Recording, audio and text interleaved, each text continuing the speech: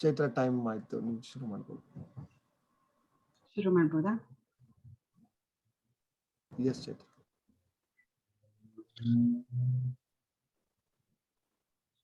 ನಮಸ್ಕಾರ, ನಾನು ಚೈತ್ರ ಆನಂದ್. ಕನ್ನಡಕೂಟ ನ್ಯೂಯಾರ್ಕ್ ವತಿಯಿಂದ ಸಮಸ್ತ ಕನ್ನಡಿಗರಿಗೂ ಹಾಗೂ ಎಲ್ಲಾ ಇತರೆ ವೀಕ್ಷಕರಿಗೂ ಇವತ್ತಿನ ಕೋವಿಡ್ ಟಾಕ್ ಕಾರ್ಯಕ್ರಮಕ್ಕೆ ಸ್ವಾಗತ ಕೋರ್ತಾ ಇದ್ದೀನಿ. ಈ ಒಂದು ಕಾರ್ಯಕ್ರಮವನ್ನು ಪ್ರಸ್ತುತಪಡಿಸಲು ನೆರವಾದಂತಹ ಹಲವಾರು ಕನ್ನಡಕೂಟಗಳಿಗೂ ಕೂಡ ಬರ್ಮಾಡ್ಕೊಳ್ತೀನಿ. North ಕೆರಳಿನ ಕನ್ನಡಕೂಟ, Kasturi Kannada Sangha, Sampige triangle Kannada association, Kannadakoota of Sacramento, Nandi Kannadakoota of South Florida, Sinchana Kannadakoota, Nauka, Brindavana ಕನ್ನಡಕೂಟ, ಈ ಎಲ್ಲಾ ಕನ್ನಡಕೂಟಗಳಿಗೂ ಸಹ ಸ್ವಾಗತವನ್ನು ಕೊಡ್ತೇನೆ. ತಮ್ಮೆಲ್ಲರಿಗೂ ಈಗಾಗಲೇ ತಿಳಿದ ಹಾಗೆ ನಮ್ಮ ಭಾರತ ದೇಶ ಕೋವಿಡ್-19 ಎರಡನೇ ಅಲೆಗೆ ತತ್ತರಿಸಿ ಹೋಗಿದೆ. ಅಲ್ಲಿ ವಾಸವಿರುವ ಜನತೆಗೆ ದಿಕ್ಕೇ ತೋಚದಂತಾಗಿದೆ. ಮುಖ್ಯವಾಗಿ ನಮ್ಮ ಕರ್ನಾಟಕವಂತೂ ಚೇತರಿಸಿಕೊಳ್ಳದಾಗದಂತಹ ಮಟ್ಟಕ್ಕೆ ತಲುಪಿದೆ. ಬಹಳಷ್ಟು ಜನ ಸಾವನ್ನಪ್ಪಿದ್ದಾರೆ, ಇನ್ನು ಹಲವರು ತಮ್ಮವರನ್ನು ಕಳೆದುಕೊಂಡು ನೋವಿನಲ್ಲಿದ್ದಾರೆ. ದಿನನಿತ್ಯದ ಜೀವನವೇ ಸಂಪೂರ್ಣವಾಗಿ ಅಸ್ತವ್ಯಸ್ತಗೊಂಡಿದೆ.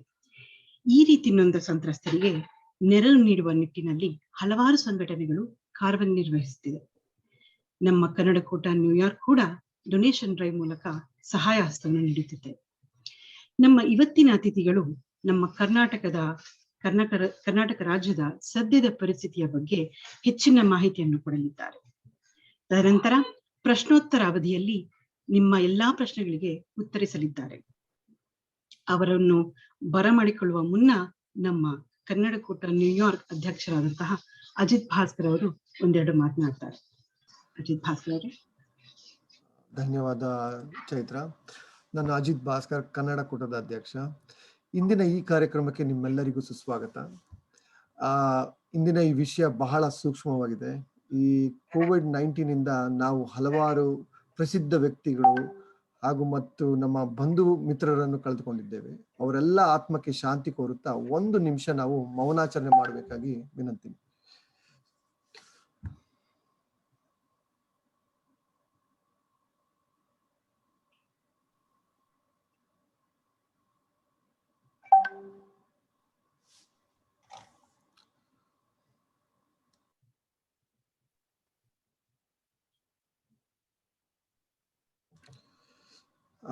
ಸೊ ಮಿತ್ರರೇ, ಇದು ಕೋವಿಡ್ ಅನ್ನ ಒಂದು ಸಾಂಕ್ರಾಮಿಕ ರೋಗ ಬಹಳ ದೊಡ್ಡದಾಗಿದೆ. ಅದು ರಾಷ್ಟ್ರ, ರಾಜ್ಯ, ಜನತೆ ಎಲ್ಲರಿಗೂ ತೊಂದರೆ ಕೊಡ್ತಿದೆ. ಅದಕ್ಕೆ ಎಷ್ಟೇ ಪ್ರಿಪೇರ್ ಆಗಿದ್ರು ನಾವು ಅದನ್ನ ಈಗ ನಾವು ಒಂದು ಪ್ಲಾನ್ ಮಾಡ್ಕೊಂಡು ಬೀಟ್ ಮಾಡ್ತಿದೀವಿ ಅಂದ್ರೆ ಅದು ಚೇಂಜ್ ಆಗಿ ಬಂದು ಮತ್ತೆ ನಮ್ಮನ್ನ ಇನ್ನೊಂಥರ ಅಟ್ಯಾಕ್ ಮಾಡ್ತಾ ಇದೆ. ಹಾಗೆ ಮಾಡ್ಬೇಕಾದ್ರೆ ನಾವು ಫಸ್ಟ್ ವೇವ್ ಅಲ್ಲಿ ನಾವು ಇಂಡಿಯಾನೇ ಬೆಸ್ಟ್ ಅಂತ ಅನ್ಕೊಂಡ್ವಿ. ತುಂಬಾ ಚೆನ್ನಾಗಿ ಹ್ಯಾಂಡಲ್ ಮಾಡಿದೆ. ಅಮೆರಿಕ ಸ್ವಲ್ಪ ಹಿಂದಿತ್ತು, ತುಂಬಾ ಸಫರ್ ಮಾಡಿದೆ ಅಂತ ತಿಳ್ಕೊಂಡ್ವಿ.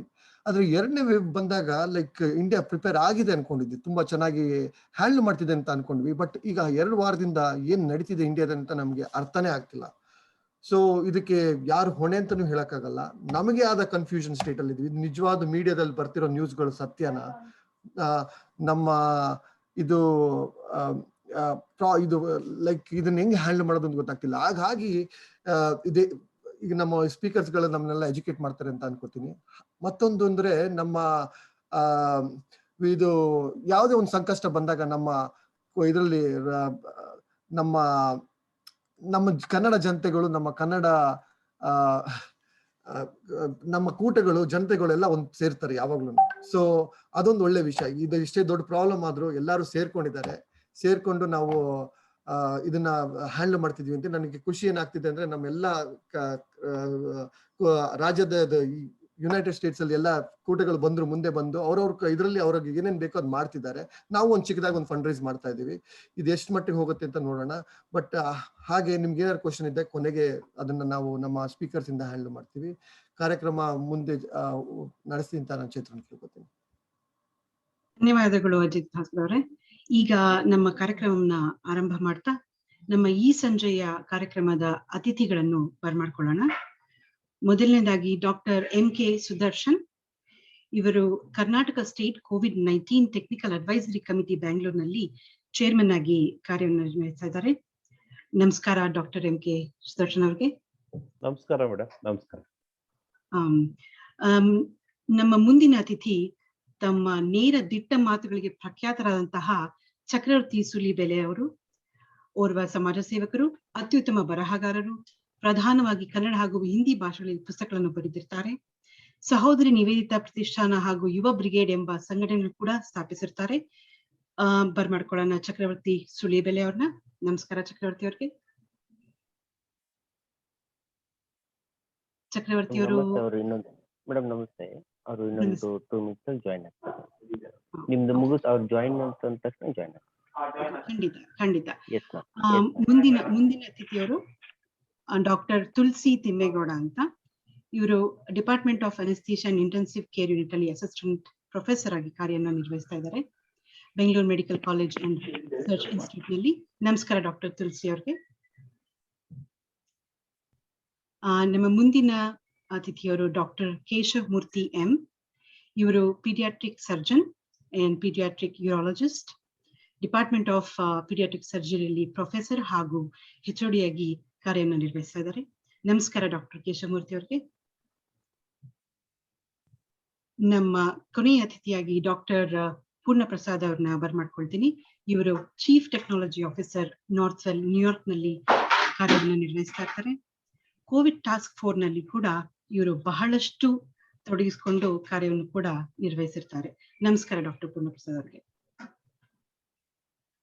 ಮತ್ತೆ ನಾವಿವಾಗ ಮೊದಲನೆಯವರ ಅತಿಥಿಯನ್ನ ಬರಮಾಡ್ಕೊಳ್ಳೋಣ. ಡಾಕ್ಟರ್ MK ಸುದರ್ಶನ್ ಅವ್ರಿಗೆ. ನಮಸ್ಕಾರ ಡಾಕ್ಟರ್ ಅವ್ರಿಗೆ. ನಮಸ್ಕಾರ ಮೇಡಮ್, ನಾನು ಸ್ಕ್ರೀನ್ ಶೇರ್ ಮಾಡ್ತೀನಿ. ಖಂಡಿತ. ನಿಮ್ಮ ಒಂದೆರಡು ಮಾತುಗಳನ್ನ ಹೇಳ್ಬೇಕು ಅಂತ ಕೇಳ್ಕೊತೀನಿ. ಹೇಳ್ತೀನಿ. Well, thank you.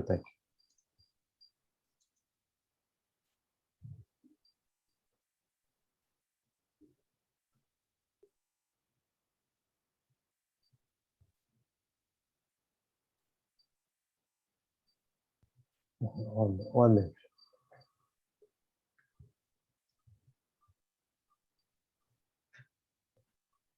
ನಿಮಿಷ.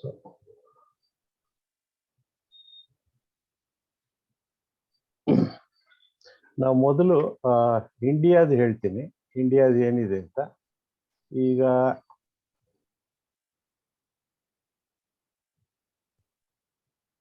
ಬಹಳ ಸಂಕ್ಷಿಪ್ತವಾಗಿ ಹೇಳಬೇಕು ಅಂದ್ರೆ, ಈಗ Maharashtra is leading this Covid problem.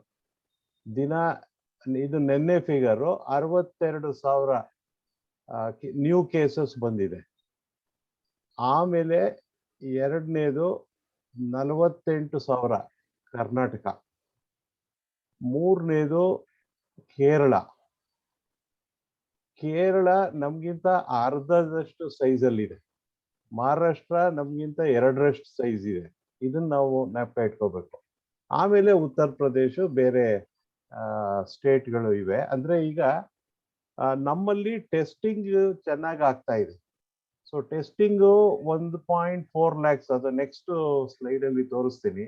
So ಈ ಹಿನ್ನೆಲೆ ಒಳಗೆ ನಮ್ಮಲ್ಲಿ ಸಮಸ್ಯೆ ಇದೆ, ಸಮಸ್ಯೆಯನ್ನ ನಾವು ತೋರಿಸ್ಕೊಂಡಿದೀವಿ ಅನ್ನೋದು ನಾನು ಹೇಳೋದಕ್ಕೆ ಇಷ್ಟಪಡ್ತೀನಿ. ಒಂದು. ಎರಡನೇದು,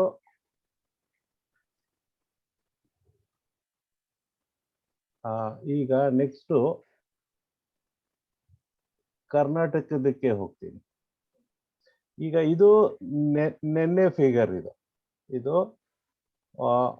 1 ಮೇ ಕರ್ನಾಟಕ ಸರ್ಕಾರದ್ದು ಅಫಿಷಿಯಲ್. ಸೊ ನಿನ್ನೆ ಸ್ವಲ್ಪ ಕಮ್ಮಿ, 40,000, 41,000 ಅಂತ ತಗೊಳ್ಳೋಣ. ಟೋಟಲ್ ಆಕ್ಟಿವ್ ಕೇಸಸ್ 4 ಲಕ್ಷ ಇದೆ. ನಮ್ಮ ಜನಸಂಖ್ಯೆನೇ 6.2 crores ಅಂತ ಅಂದ್ಬಿಟ್ಟು. ಸೊ ಈ ಹಿನ್ನೆಲೆ ಒಳಗೆ ಆಮೇಲೆ ನಾವು ಟೆಸ್ಟ್ ಮಾಡಿದ್ರೆ, 100 ಜನರು ಟೆಸ್ಟ್ ಮಾಡಿದ್ರೆ 23% ಪಾಸಿಟಿವ್ ಬರ್ತಾ ಇದ್ದಾರೆ. ಸೊ ಇದು ನಾವು ಅಂದ್ರೆ ಆಲ್ಮೋಸ್ಟ್ 1/4, 4 ಜನರಲ್ಲಿ ಒಬ್ರು ಪಾಸಿಟಿವ್ ಆಗ್ತಾ ಇದ್ದಾರೆ ಟೆಸ್ಟ್ ಮಾಡಿದ್ದು, ಟೆಸ್ಟ್ ಪಾಸಿಟಿವಿಟಿ.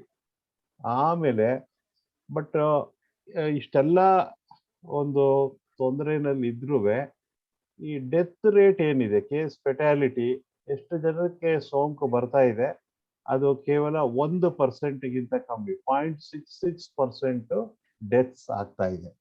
ಇದು ನಾವು ನೋಡ್ಬೇಕಾಗಿರೋದು. ಎರಡನೇದು,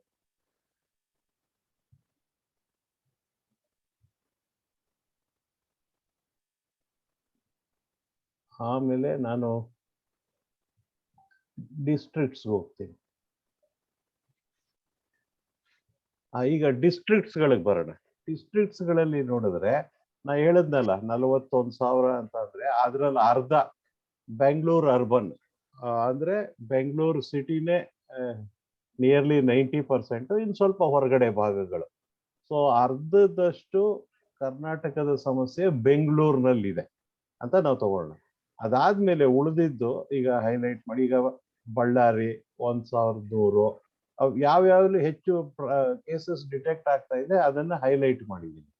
ಸೊ ಆಮೇಲೆ ಗುಲ್ಬರ್ಗ, ಕಲಬುರ್ಗಿ, ಆಮೇಲೆ ಕೊಪ್ಪಳ, ಮಂಡ್ಯ, ಮೈಸೂರು, ಆಮೇಲೆ ತುಮಕೂರು, ಇವೆಲ್ಲ 1000 ಮೇಲೆ ಕೇಸಸ್ ರಿಪೋರ್ಟ್ ಮಾಡ್ತಾ ಇರೋ ಜಿಲ್ಲೆಗಳು. ಸೊ ಇದು ಈ ತರ ನಮ್ಮ ಒಂದು ಕರ್ನಾಟಕದ ಸಿಚುವೇಶನ್ ಇದೆ.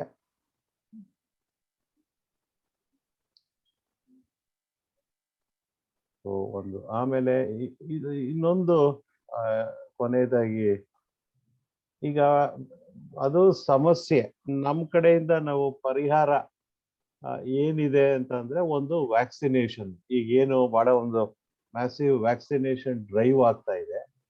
ಈಗ ಇದು ಎಲ್ಲ ಗೌರ್ಮೆಂಟ್ ಕೋವಿನ್ ಅಂತ ಒಂದು ಡ್ಯಾಶ್ ಬೋರ್ಡ್ ಗೌರ್ಮೆಂಟ್ ಇಂಡಿಯಾದು ನಿನ್ನೆ ರಾತ್ರಿ 10 ಗಂಟೆ ಇದು ಡೇಟಾ ಇದು.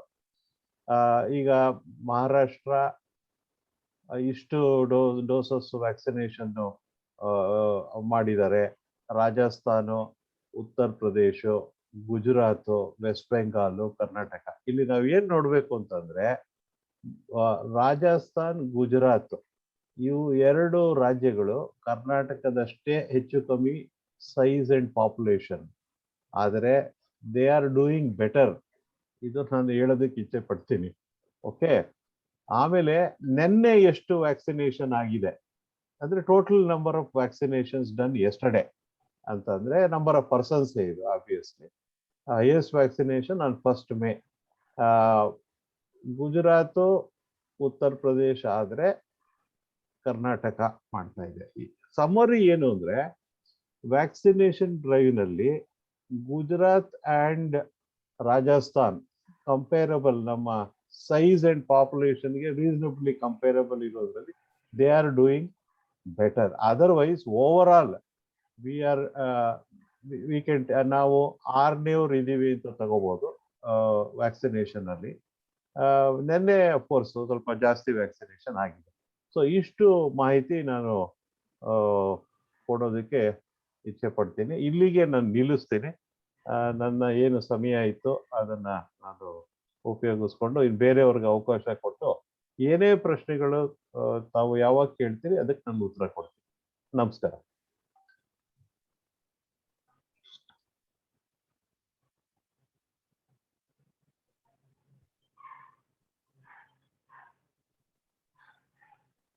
ಆಯ್ತು, ನಂದಾಯ್ತು. ಓವರ್. ಧನ್ಯವಾದಗಳು ಡಾಕ್ಟರ್ ಸುದರ್ಶನ್ ಅವ್ರಿಗೆ. ಮುಂದಿನ ನಮ್ಮ ಅತಿಥಿಯವರಾದಂತಹ ಚಕ್ರವರ್ತಿ ಸುಲಿಬೆಲೆ ಅವ್ರನ್ನ ಬರ್ಮಾಡ್ಕೊಳ್ತೀನಿ. ನಮಸ್ಕಾರ. ನಮಸ್ಕಾರ ಚಕ್ರವರ್ತಿ ಅವ್ರಿಗೆ. ನಮಸ್ಕಾರ. ನಮ್ಮ ಈ ಬೆಂಗಳೂರಿನ ಸದ್ಯದ ಪರಿಸ್ಥಿತಿ ಬಗ್ಗೆ ನೀವು ಹೇಳೋದಾದ್ರೆ.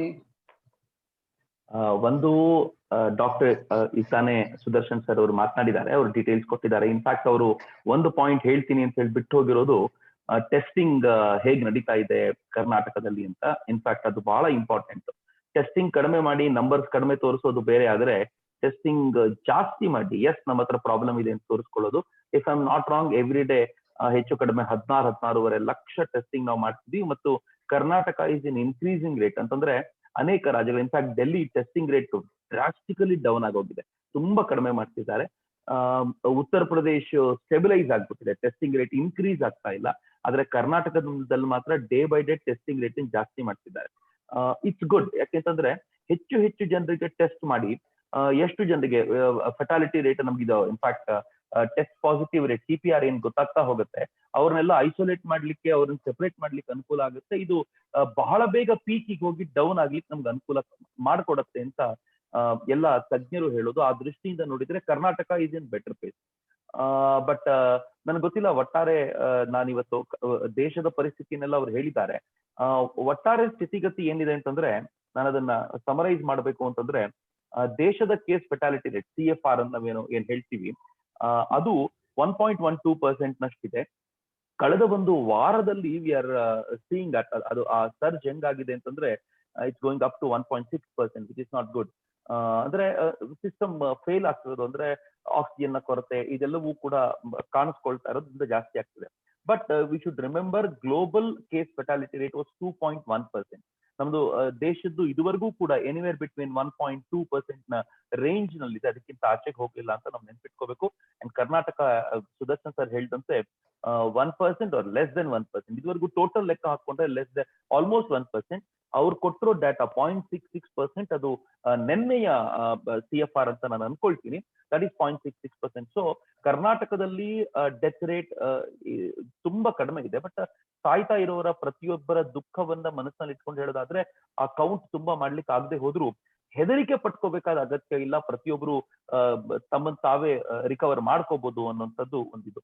ಬಟ್ ಈ ಒಟ್ಟಾರೆ ಇದ್ರಲ್ಲಿ ಏನಾಗಿದೆ ಅಂತಂದ್ರೆ ಪರ್ ಮಿಲಿಯನ್, ನಾನು ಸುಮ್ಮನೆ ನಿಮ್ಗೆ ಡಾಟಾ ಹೇಳೋ ದೃಷ್ಟಿಯಲ್ಲಿ ಹೇಳೋದು, ಪರ್ ಮಿಲಿಯನ್ ಭಾರತದಲ್ಲಿ ಕೇಸಸ್ ಇರೋದು 13,316 ಕೇಸಸ್ ಪರ್ ಮಿಲಿಯನ್, 10 ಲಕ್ಷಕ್ಕೆ.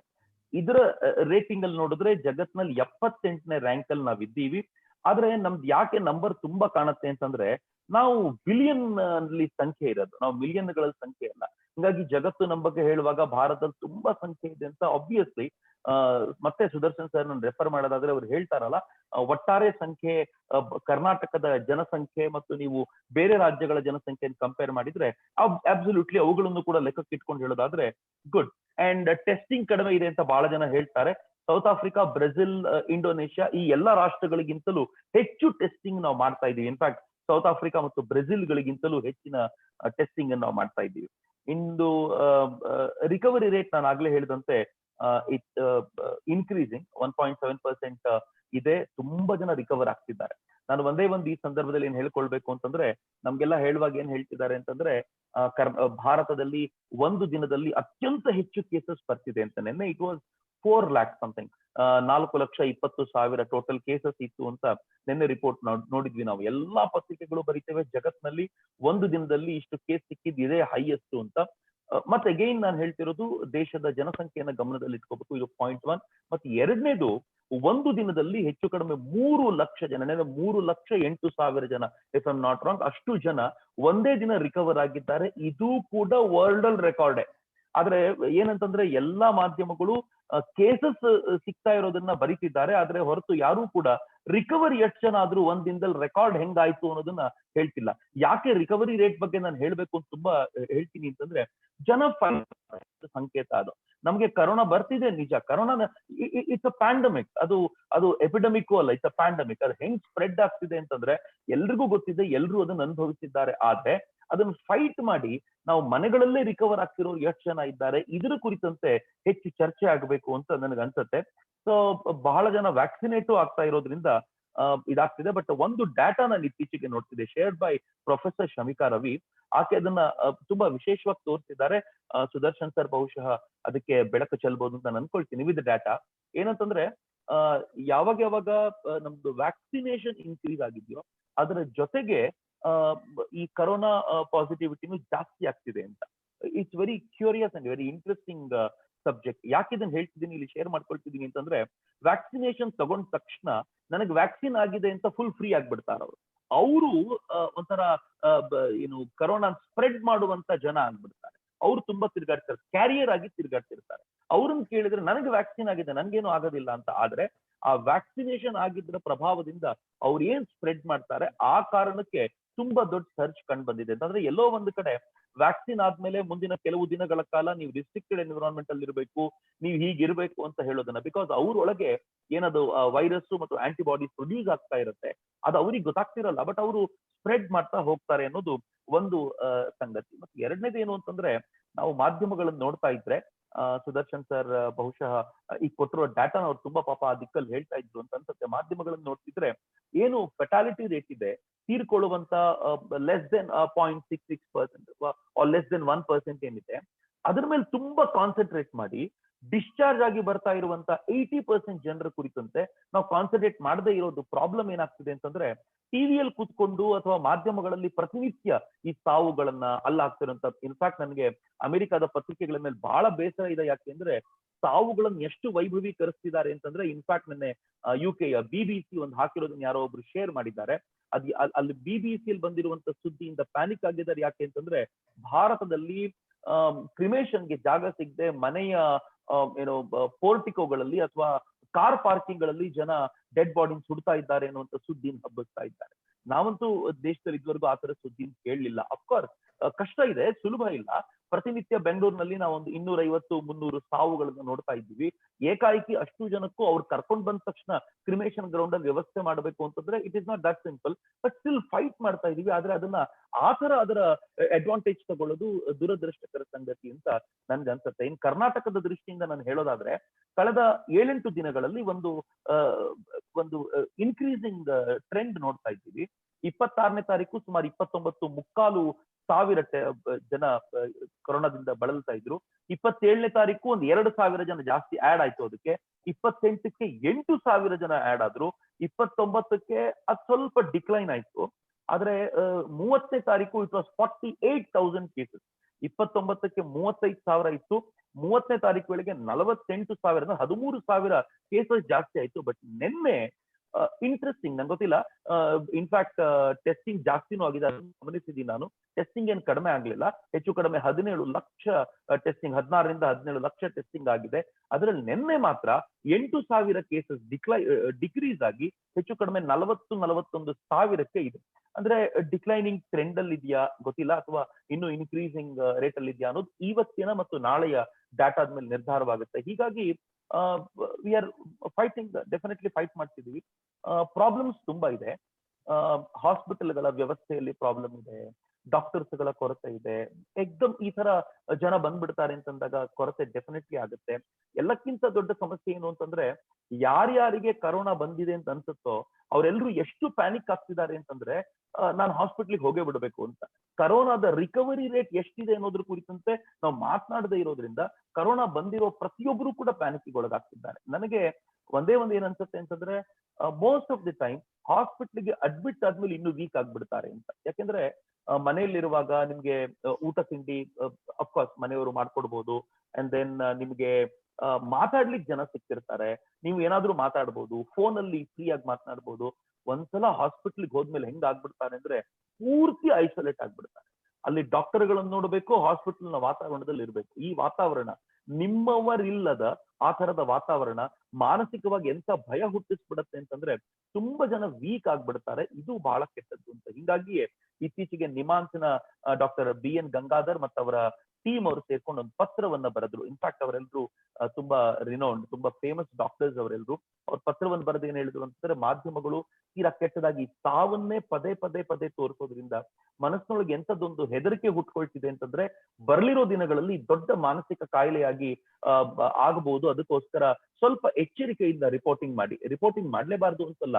ಅಫ್ಕೋರ್ಸ್ ಈಗ ಡಾಟಾ ಕೊಟ್ಟರಲ್ಲ, ಈ ಡಾಟಾ ರೀತಿಯಲ್ಲಿ ಕೊಡ್ಬೇಕು, ಏನ್ ಸಾವಾಗ್ತಿದೆ, ಹೇಗಾಗ್ತಿದೆ ಅಂತ. ಆದ್ರೆ ಆ ಒಂದು ಸಾವನ್ನ, ಆ ಕ್ರಿಮೇಷನ್ ಗ್ರೌಂಡ್ ಗಳನ್ನು ಎಷ್ಟು ವೈಭವೀಕರಿಸ್ತಾರೆ ಅಂತಂದ್ರೆ, ನಾಳೆ ಏನಾದ್ರೂ ಕೋವಿಡ್ ಪಾಸಿಟಿವ್ ನಮ್ಮಲ್ಲಿ ಯಾರಾದ್ರೂ ಆಗ್ಬಿಟ್ರೆ ಟಿವಿಯನ್ನ ನೋಡ್ತಾ ಇದ್ರೆ ಡೆಫಿನೆಟ್ಲಿ ನಾವು ಸತ್ತೇ ಹೋಗ್ತೀವಿ ಅಂತ ಅನಿಸ್ಬಿಡತ್ತೆ ಅಂತ ಒಂದು ಕ್ಷಣಕ್ಕೆ ಅನ್ಸುತ್ತೆ.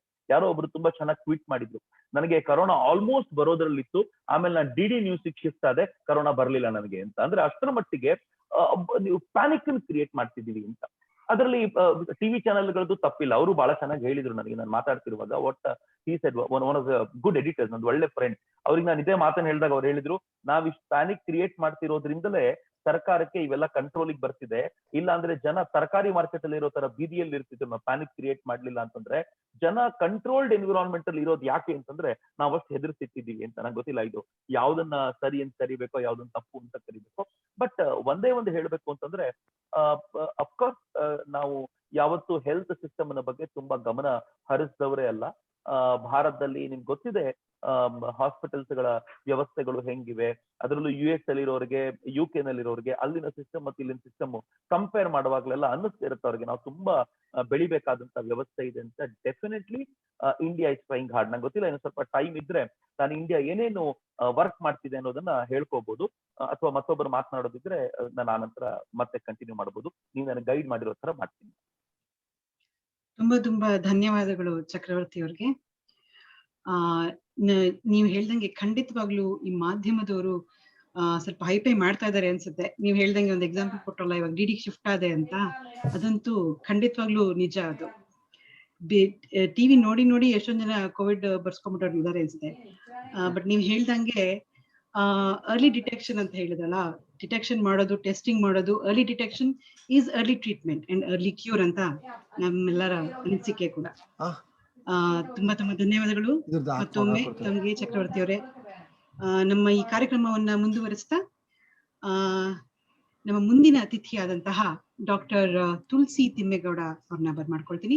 ನಮಸ್ಕಾರ ತುಳಸಿ ಅವರೇ. ನಿಮ್ದು ಮ್ಯೂಟ್ ಆಗಿದೆ, ಸ್ಪೀಕರ್ ಆನ್. ನಮಸ್ಕಾರ ಎಲ್ಲರಿಗೂ.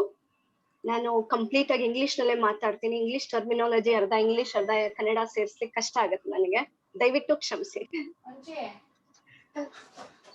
Our Victoria Hospital has been dedicated COVID center since last 1 year. We have treated more than 10,000 cases in last year.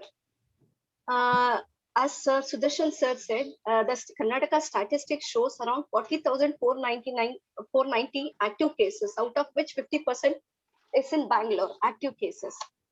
The present last 24 hours 162 deaths agide. I think adu kammi antu alla. Amele the present strain of the virus is both infectious and virulent than the previous one, because previous one in the first wave we had the challenge of ourselves preparing to wear the PPE and work in the PPE, and we were scared of working in ICU because that's the atmosphere where we get infected very fast because of the high aerosols anta helbodu. Hangagi navelli infect ಆಗ್ತೀವೋ ಅನ್ನೋ ಭಯ ನಮ್ಗಿತ್ತು. ಈ wave ಅಲ್ಲಿ ಏನಾಗಿದೆ ಅಂದ್ರೆ ಯಾಕೆ ತುಂಬಾ ಬೇಜಾರಾಗ್ತಿದೆ ಅಂದ್ರೆ ಇಂಟೆನ್ಸಿವ್ ಕೇರ್ ನಲ್ಲಿ ಕೆಲಸ ಮಾಡ್ಲಿಕ್ಕೆ ಈ ನಂಬರ್ಸ್ ಏನ್ ತೋರಿಸ್ತಾ ಇದಾರಲ್ಲ ಅದ್ರಲ್ಲಿ 40% of the people are in the age group between 20 to 40 years, and the disease progression is quite fast in these people. ಯಾಕೆಂದ್ರೆ ಅವ್ರು 20 to 40 years ಅಷ್ಟು ಸೀರಿಯಸ್ ಆಗಿ ಥಿಂಗ್ಸ್ ನ ತಗೊಂತಾ ಇಲ್ಲ. they present to the hospital very late. by the time they present to the hospital ಪರಿಸ್ಥಿತಿನೂ ನಮ್ ಕೈ ಮೀರಿ ಹೋಗ್ತದೆ. Michael ಹಾಕ್ಬಿಡುವ question. My family 8 people died, but everybody took vaccine. Hello, ನಮ್ ಪರಿಸ್ಥಿತಿನೂ ಕೈ ಮೀರಿ ನಮ್ ಕೈಯಲ್ಲೂ ಏನು ಮಾಡ್ಲಿಕ್ಕೆ ಆಗದೇ ಇರೋಂತ ಪರಿಸ್ಥಿತಿ ಇದೆ. ಇನ್ನೂ ವರ್ಸ್ಟ್ ಅಂದ್ರೆ ಮಕ್ಳು ಇನ್ವಾಲ್ವ್ ಆಗ್ತಾ ಇರೋದು. Earliest V have scene is 7 months baby admitted in our ICU. So ಈಗ ಮಕ್ಳು 7 months ಬೇಬಿ ಒಂದು 4 ವರ್ಷದ ಮಗು ಒಂದು ಟ್ರೀಟ್ ಮಾಡಿದೀವಿ. ICU ಬರ್ಬೇಕಾದ್ರೆ ತುಂಬಾ ಸಿವಿಯರೇ ಇರ್ತಾವ ಕಂಡೀಷನ್. ಆಮೇಲೆ ಇನ್ನು 2 ತಿಂಗಳಿಂದ 4-5 maternal mortality we have seen. Maternal mortality ಅಂದ್ರೆ pregnant womens dying due to covid. Yes, when the kids get involved, when the pregnant woman gets involved, it is worrisome. ಆಮೇಲೆ ಏನಾಗ್ತಾ ಇದೆ ಅಂದ್ರೆ ಬೆಂಗಳೂರಲ್ಲಿ ICU ಬೆಡ್ಸ್ ಕೊರತೆ ಇದ್ದೇ ಇದೆ. ಯಾರೇನೇ ಹೇಳಿ ICU ಬೆಡ್ಸ್ ಕೊರತೆ ಇದ್ದೇ ಇದೆ. ನಮ್ಮಲ್ಲೇನೆ ಬರ್ಬೇಕಾದ ಪೇಷಂಟ್ 3-4 ಹಾಸ್ಪಿಟಲ್ಸ್ ಮಿನಿಮಮ್ ಸುತ್ಕೊಂಡೇ ಬಂದಿರ್ತಾರೆ. ಆ ಡೇಟಾ ನಮಗೆ BBMP ಇಂದ ಬಂದಿರುತ್ತೆ. ಯಾವ್ಯಾವ ಹಾಸ್ಪಿಟಲ್ ಎಷ್ಟೆಷ್ಟು ಸುತ್ಕೊಂಡ್ ಬರ್ತಾರೆ, ಎಷ್ಟು ದಿನದಿಂದ ಸುತ್ಕೊಂಡ್ ಬರ್ತಾರೆ ಅನ್ನೋ ಡೇಟಾನು ಬರುತ್ತೆ ನಮ್ BBMP ಲಿ. ಹಂಗಾಗಿ ICU beds with ventilators, yes, we are running short of those. ಎಷ್ಟೊಂದ್ಸಲ ನಮ್ ರಿಲೇಟಿವ್ ನಾವು ಬೆಂಗಳೂರಲ್ಲಿ ಬೆಡ್ಸ್ ಹುಡುಕ್ಲೇಬೇಡಿ, ಮೈಸೂರಿಗೋ ಮಂಡ್ಯಗೋ ಹಾಸನ್ಗೋ ತುಮಕೂರ್ಗೋ ಎತ್ಕೊಂಡು ಹೋಗಿ ಆಂಬುಲೆನ್ಸ್ ವಿತ್ ವೆಂಟಿಲೇಟರ್ ಫೆಸಿಲಿಟಿ ಇದ್ರೆ ದಯವಿಟ್ಟು ಬೆಂಗಳೂರಲ್ಲಿ ಬೆಡ್ಸ್ ಬಿಟ್ಟು ಟೈಮ್ ವೇಸ್ಟ್ ಮಾಡಬೇಡಿ ಅಂತಾನೆ ಹೇಳ್ತಾ ಇದೀವಿ. ಆಮೇಲೆ ಇನ್ನೊಂದ್ ಏನ್ ಮಾಡ್ಬೇಕಂದ್ರೆ ನಾವೀಗ ಟೆಸ್ಟಿಂಗ್ ಮತ್ತೆ ರಿಪೋರ್ಟಿಂಗ್ ಸ್ವಲ್ಪ ಜಲ್ದಿ ಮಾಡ್ಬೇಕು. ಯಾಕಂದ್ರೆ 48 hours ಆಗ್ತಾ ಇದೆ ರಿಪೋರ್ಟ್ ಬರ್ಲಿಕ್ಕೆ. ಅಲ್ಲಿವರೆಗೂ BU ನಂಬರು ಜನರೇಟ್ ಆಗಲ್ಲ. ಅದಾದ್ಮೇಲೆ increase in vaccination between 18 to 45 years. ಈಗ ಮೋರ್ ದೆನ್ 60 years ವ್ಯಾಕ್ಸಿನೇಟ್ ಆಗಿರೋದ್ರಿಂದ ಅವರಲ್ಲಿ ಮಾರ್ಟಾಲಿಟಿ ಮಾರ್ಬಿಡಿಟಿ ಸ್ವಲ್ಪ ಕಮ್ಮಿ ಇದೆ. But 20 to 40 years presentation is very severe. So ನನಗನ್ಸೋ ಮಟ್ಟಿಗೆ the need of the hour is increase in ICU beds with ventilators and has enough testing and reporting and increase in vaccination drive. That's all. Thank you. ತುಂಬಾ ಧನ್ಯವಾದಗಳು doctor Tulasi ಅವರೇ. ಇದು ನಿಜವಾಗ್ಲೂ ಕೂಡ ತುಂಬಾ ದುಃಖಕರವಾದ ಸಂಗತಿ. ನೀವು ಹೇಳಿದ್ರಲ್ಲ ಇವಾಗ 20 ವರ್ಷದಿಂದ 40 ವರ್ಷದವರು ಸಾವನ್ನಪ್ತಾ ಇದ್ದಾರೆ ಅಂತ. Which is very very crucial and very devastating actually. But thank you for all the information that you provided. Thank you doctor Tulasi ಅವರೇ. ಒನ್ಸ್ ಅಗೇನ್ ನಾನು ನಮ್ಮ ವೀಕ್ಷಕರಿಗೆ ಹೇಳಕ್ ಇಷ್ಟಪಡ್ತೀನಿ, ಇವರೆಲ್ಲ ಮಾತಾಡಿದ ನಂತರ ಪ್ರಶ್ನೆ ಉತ್ತರ ಅವಧಿ ಇರುತ್ತೆ. ನಿಮ್ಮ ಎಲ್ಲಾ ಪ್ರಶ್ನೆಗಳಿಗೂ ಕೂಡ ನಮ್ಮ ಅತಿಥಿಗಳಾದಂತಹ ಡಾಕ್ಟರ್ಗಳು ಮತ್ತೆ ಚಕ್ರವರ್ತಿ ಸುಲಿಬೆಲೆ ಅವರು ಆನ್ಸರ್ ಮಾಡ್ತಾರೆ. ನಿಮ್ಮ ಪ್ರಶ್ನೆಗಳನ್ನ ಕಾದಿರಿಸ್ಕೊಳ್ಳಿ ಪ್ಲೀಸ್. ಕೆಲವರು ಚಾಟ್ ಅಲ್ಲಿ ಹಾಕ್ತಾ ಇದ್ದಾರೆ. ಈ ಪ್ರಶ್ನೆಗಳನ್ನ ಎಲ್ಲಾ ಪ್ರಶ್ನೆಗಳನ್ನು ನಾವು ಕೂಡ ಕೊನೆಯಲ್ಲಿ ತಗೊಳಕ್ಕೆ ರೆಡಿ ಆಗಿದ್ದೀವಿ. ಸೊ ಕಾರ್ಯಕ್ರಮವನ್ನು ಮುಂದುವರಿಸ್ತಾ ನಮ್ಮ ಮುಂದಿನ ಅತಿಥಿಯಾದಂತಹ ಡಾಕ್ಟರ್ ಕೇಶವ್ ಮೂರ್ತಿ ಎಂ ಅವ್ರನ್ನ ಮಾಡ್ಕೊಳ್ತೀನಿ. ನಮಸ್ಕಾರ ಡಾಕ್ಟರ್ ಕೇಶವ್ ಮೂರ್ತಿ ಅವ್ರಿಗೆ. ನಿಮ್ ಸ್ಪೀಕರ್ ಮ್ಯೂಟ್ ಆಗಿದೆ. ಈಗ ಕೇಳಿಸ್ತಾ ಇದೆಯಾ? ಎಸ್.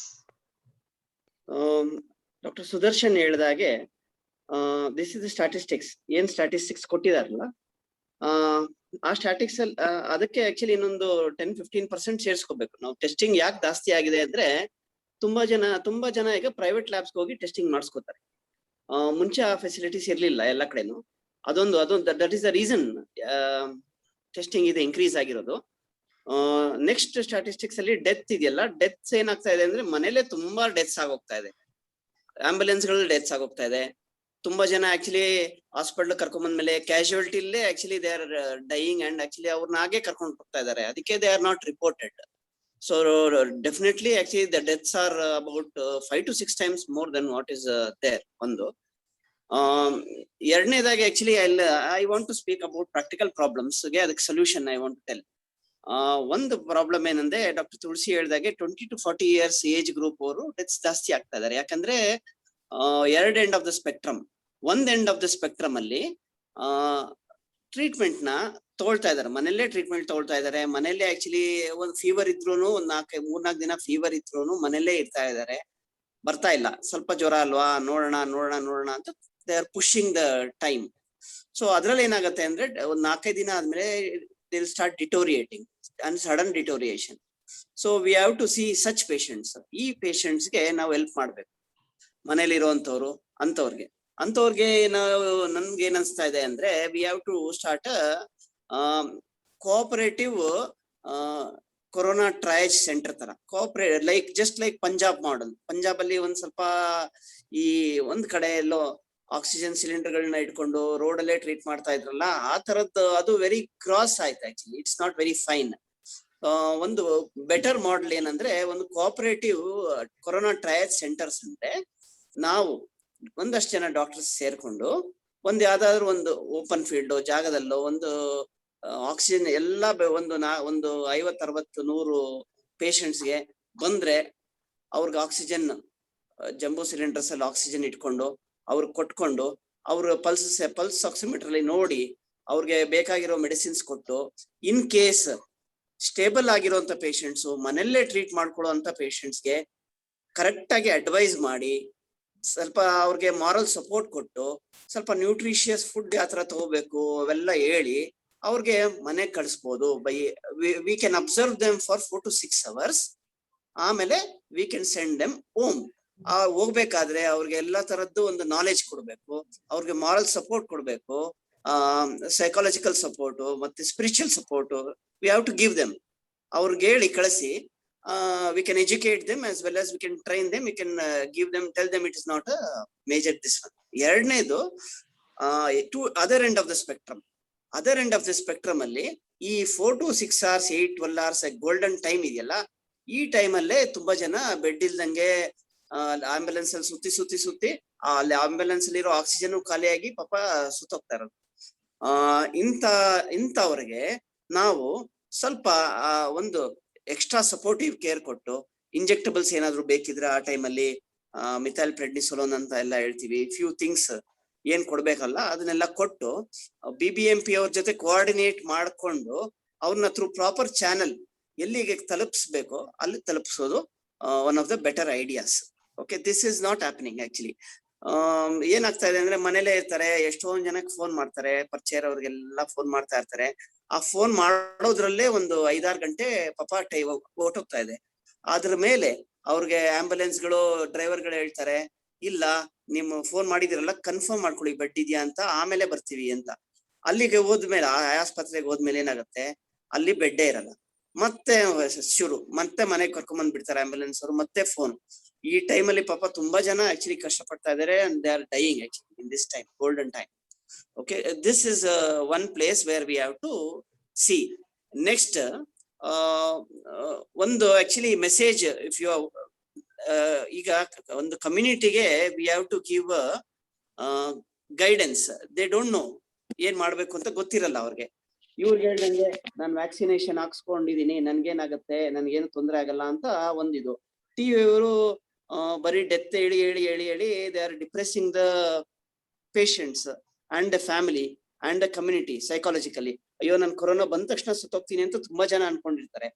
ಸೊ ಇದಕ್ಕೆ ಒಂದು communication we have to give through audio visual programmes, like ಯಾವ್ದಾದ್ರು ಒಂದು ಆಟೋಗಳಲ್ಲಿ ರೊಟೇಟ್ ಮಾಡ್ಕೊಂತ ಹೇಳುತ್ತೆ ಸ್ಟ್ರೀಟ್ ಬೈ ಸ್ಟ್ರೀಟ್ ಏನ್ ಮಾಡ್ಬೇಕು, ಕೊರೋನಾ ಟೈಮಲ್ಲಿ ಯಾವ ತರ ಇರ್ಬೇಕು, ನಾವು ಡಿಸ್ಟೆನ್ಸಿಂಗ್ ಏನ್ ಮಾಡ್ಬೇಕು, ನಾವು ನ್ಯೂಟ್ರಿಷಿಯಸ್ ಆಗಿ ಹೆಂಗಿರ್ಬೇಕು, ನಾವು ಏನೇನ್ ಸಿಂಪ್ಟಮ್ಸ್ ಬಂದ್ರೆ ಡಾಕ್ಟರ್ ಹತ್ರ ತೋರಿಸ್ಬೇಕು. The importance of pulse oximeter is also very, very, very important. Pulse oximeter is one thing. ಅದು ನಮ್ಗೆ ತೋರಿಸ್ಬಿಡುತ್ತೆ ಪಿಕ್ಚರ್ ಕರೆಕ್ಟ್ ಆಗಿ ಏನಾಗ್ತಾ ಇದೆ ಅಂತ ಒಂದು.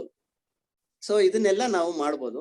Third thing is vaccination drive. Actually vaccination most crucial drive ಅದು. ಅದೊಂದು ಆಕ್ಚುಲಿ ನಾವು ಏನಾದ್ರೂ ಒಂದು ವ್ಯಾಕ್ಸಿನೇಷನ್ ಡ್ರೈವ್ ಬಗ್ಗೆ we have to sit together and talk and decide what to do. ಎಲ್ಲಾದ್ರೂ ಕೊಡೋಗಿದ್ರೆ ನಾವು ಒಂದಷ್ಟು ಜನ ಡಾಕ್ಟರ್ಸ್ ರೆಡಿ ಇದೀವಿ. ವ್ಯಾಕ್ಸಿನ್ ಸಿಕ್ಕಿದ್ರೆ we can also start giving vaccines. ಒಂದೇ ಕಡೆ ಹೋಗಿ ಫ್ಲಾಕಿಂಗ್ ಆಗಿ ಅಲ್ಲಿ ಕೊರೋನಾ ಸ್ಪ್ರೆಡ್ ಮಾಡ್ಕೊಂಡು ಬರೋಕ್ ಬದಲು ನಾವು ವ್ಯಾಕ್ಸಿನ್ಸ್ ಏನಾದ್ರು ಥ್ರೂ ಗವರ್ಮೆಂಟ್ ಏನಾದ್ರು ಸಿಕ್ಕಿದ್ರೆ ನಮಗೆ ನಾವೊಂದು 15-20 ಜನ ಡಾಕ್ಟರ್ಸ್ ಸೇರ್ಕೊಂಡು ಪಾಪ ಎಲ್ಲಾ ಗ್ರೌಂಡ್ ಗಳಲ್ಲಿ ಅರೇಂಜ್ ಮಾಡಿ, ದೊಡ್ಡ ಗ್ರೌಂಡ್ ಗಳಲ್ಲಿ ಅರೇಂಜ್ ಮಾಡಿ ಅವ್ರು ಬಂದು ವ್ಯಾಕ್ಸಿನ್ ತಗೊಂಡು ಒಂದು ಅರ್ಧ ಗಂಟೆ ನಮ್ ಜೊತೆ ಸ್ಪೆಂಡ್ ಮಾಡಿ ಆಮೇಲೆ ಹೋಗೋ ತರದ್ದು ಒಂದು ಪ್ರೋಗ್ರಾಮ್ ಮಾಡ್ಬೇಕು. ಈಗ ಏನಾಗ್ತಾ ಇದೆ ಅಂದ್ರೆ ಎಲ್ಲ BBMP ಹಾಸ್ಪಿಟಲ್ಗಳ ಮುಂದೆ ಒಂದು 500 ಜನ ವಯಸ್ಸಾಗಿರೋರು ನಿಂತಿರ್ತಾರೆ ಕ್ಯೂ ಅಲ್ಲಿ ಉದ್ದಕ್ಕೆ. ಅಲ್ಲಿ ಒಂದು ರೋಡಲ್ಲಿ ಸ್ಟಾರ್ಟ್ ಮಾಡಿದ್ರೆ ಎಂಡ್ ಆಫ್ ದ ರೋಡ್ ಇಂದ ಇನ್ನೊಂದು ಎಂಡ್. ಅವರೆಲ್ಲ ಪಾಪ ನಿಂತ್ರುನು ಎಷ್ಟೋ ಜನಕ್ಕೆ ಸಿಗ್ತಾ ಇಲ್ಲ ವ್ಯಾಕ್ಸಿನ್. ಅವ್ರಿಗೆ ಹೋಗ್ಬೇಕಾದ್ರೆ ಪಾಪ ಕೊರೋನಾ ತಗೊಂಡ್ ಹೋಗ್ಬಿಡ್ಬೋದು ಒಬ್ರಿಂದ ಏನು. So this we have to avoid and this is the one place we have to C.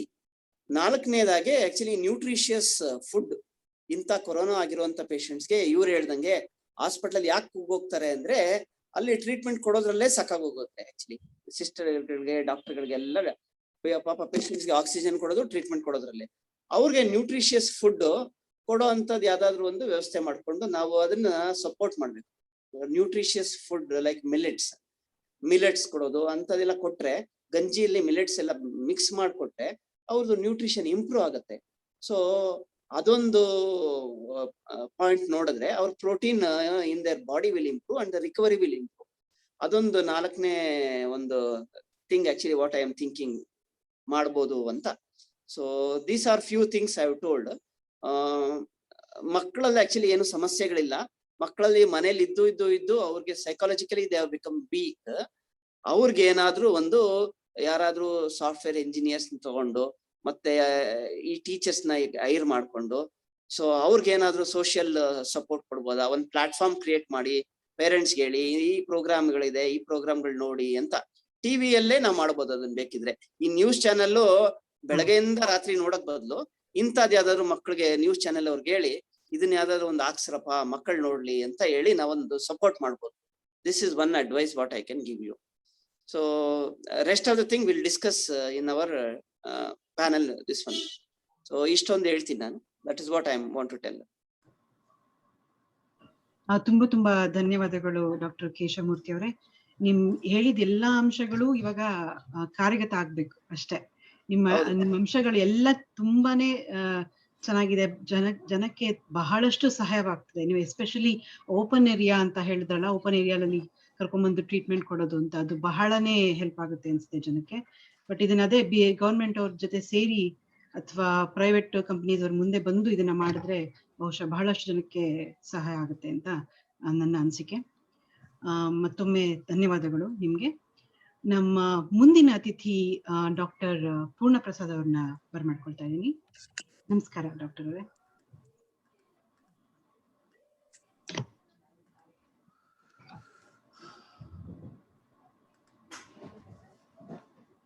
Mute ಆಗಿದೆ.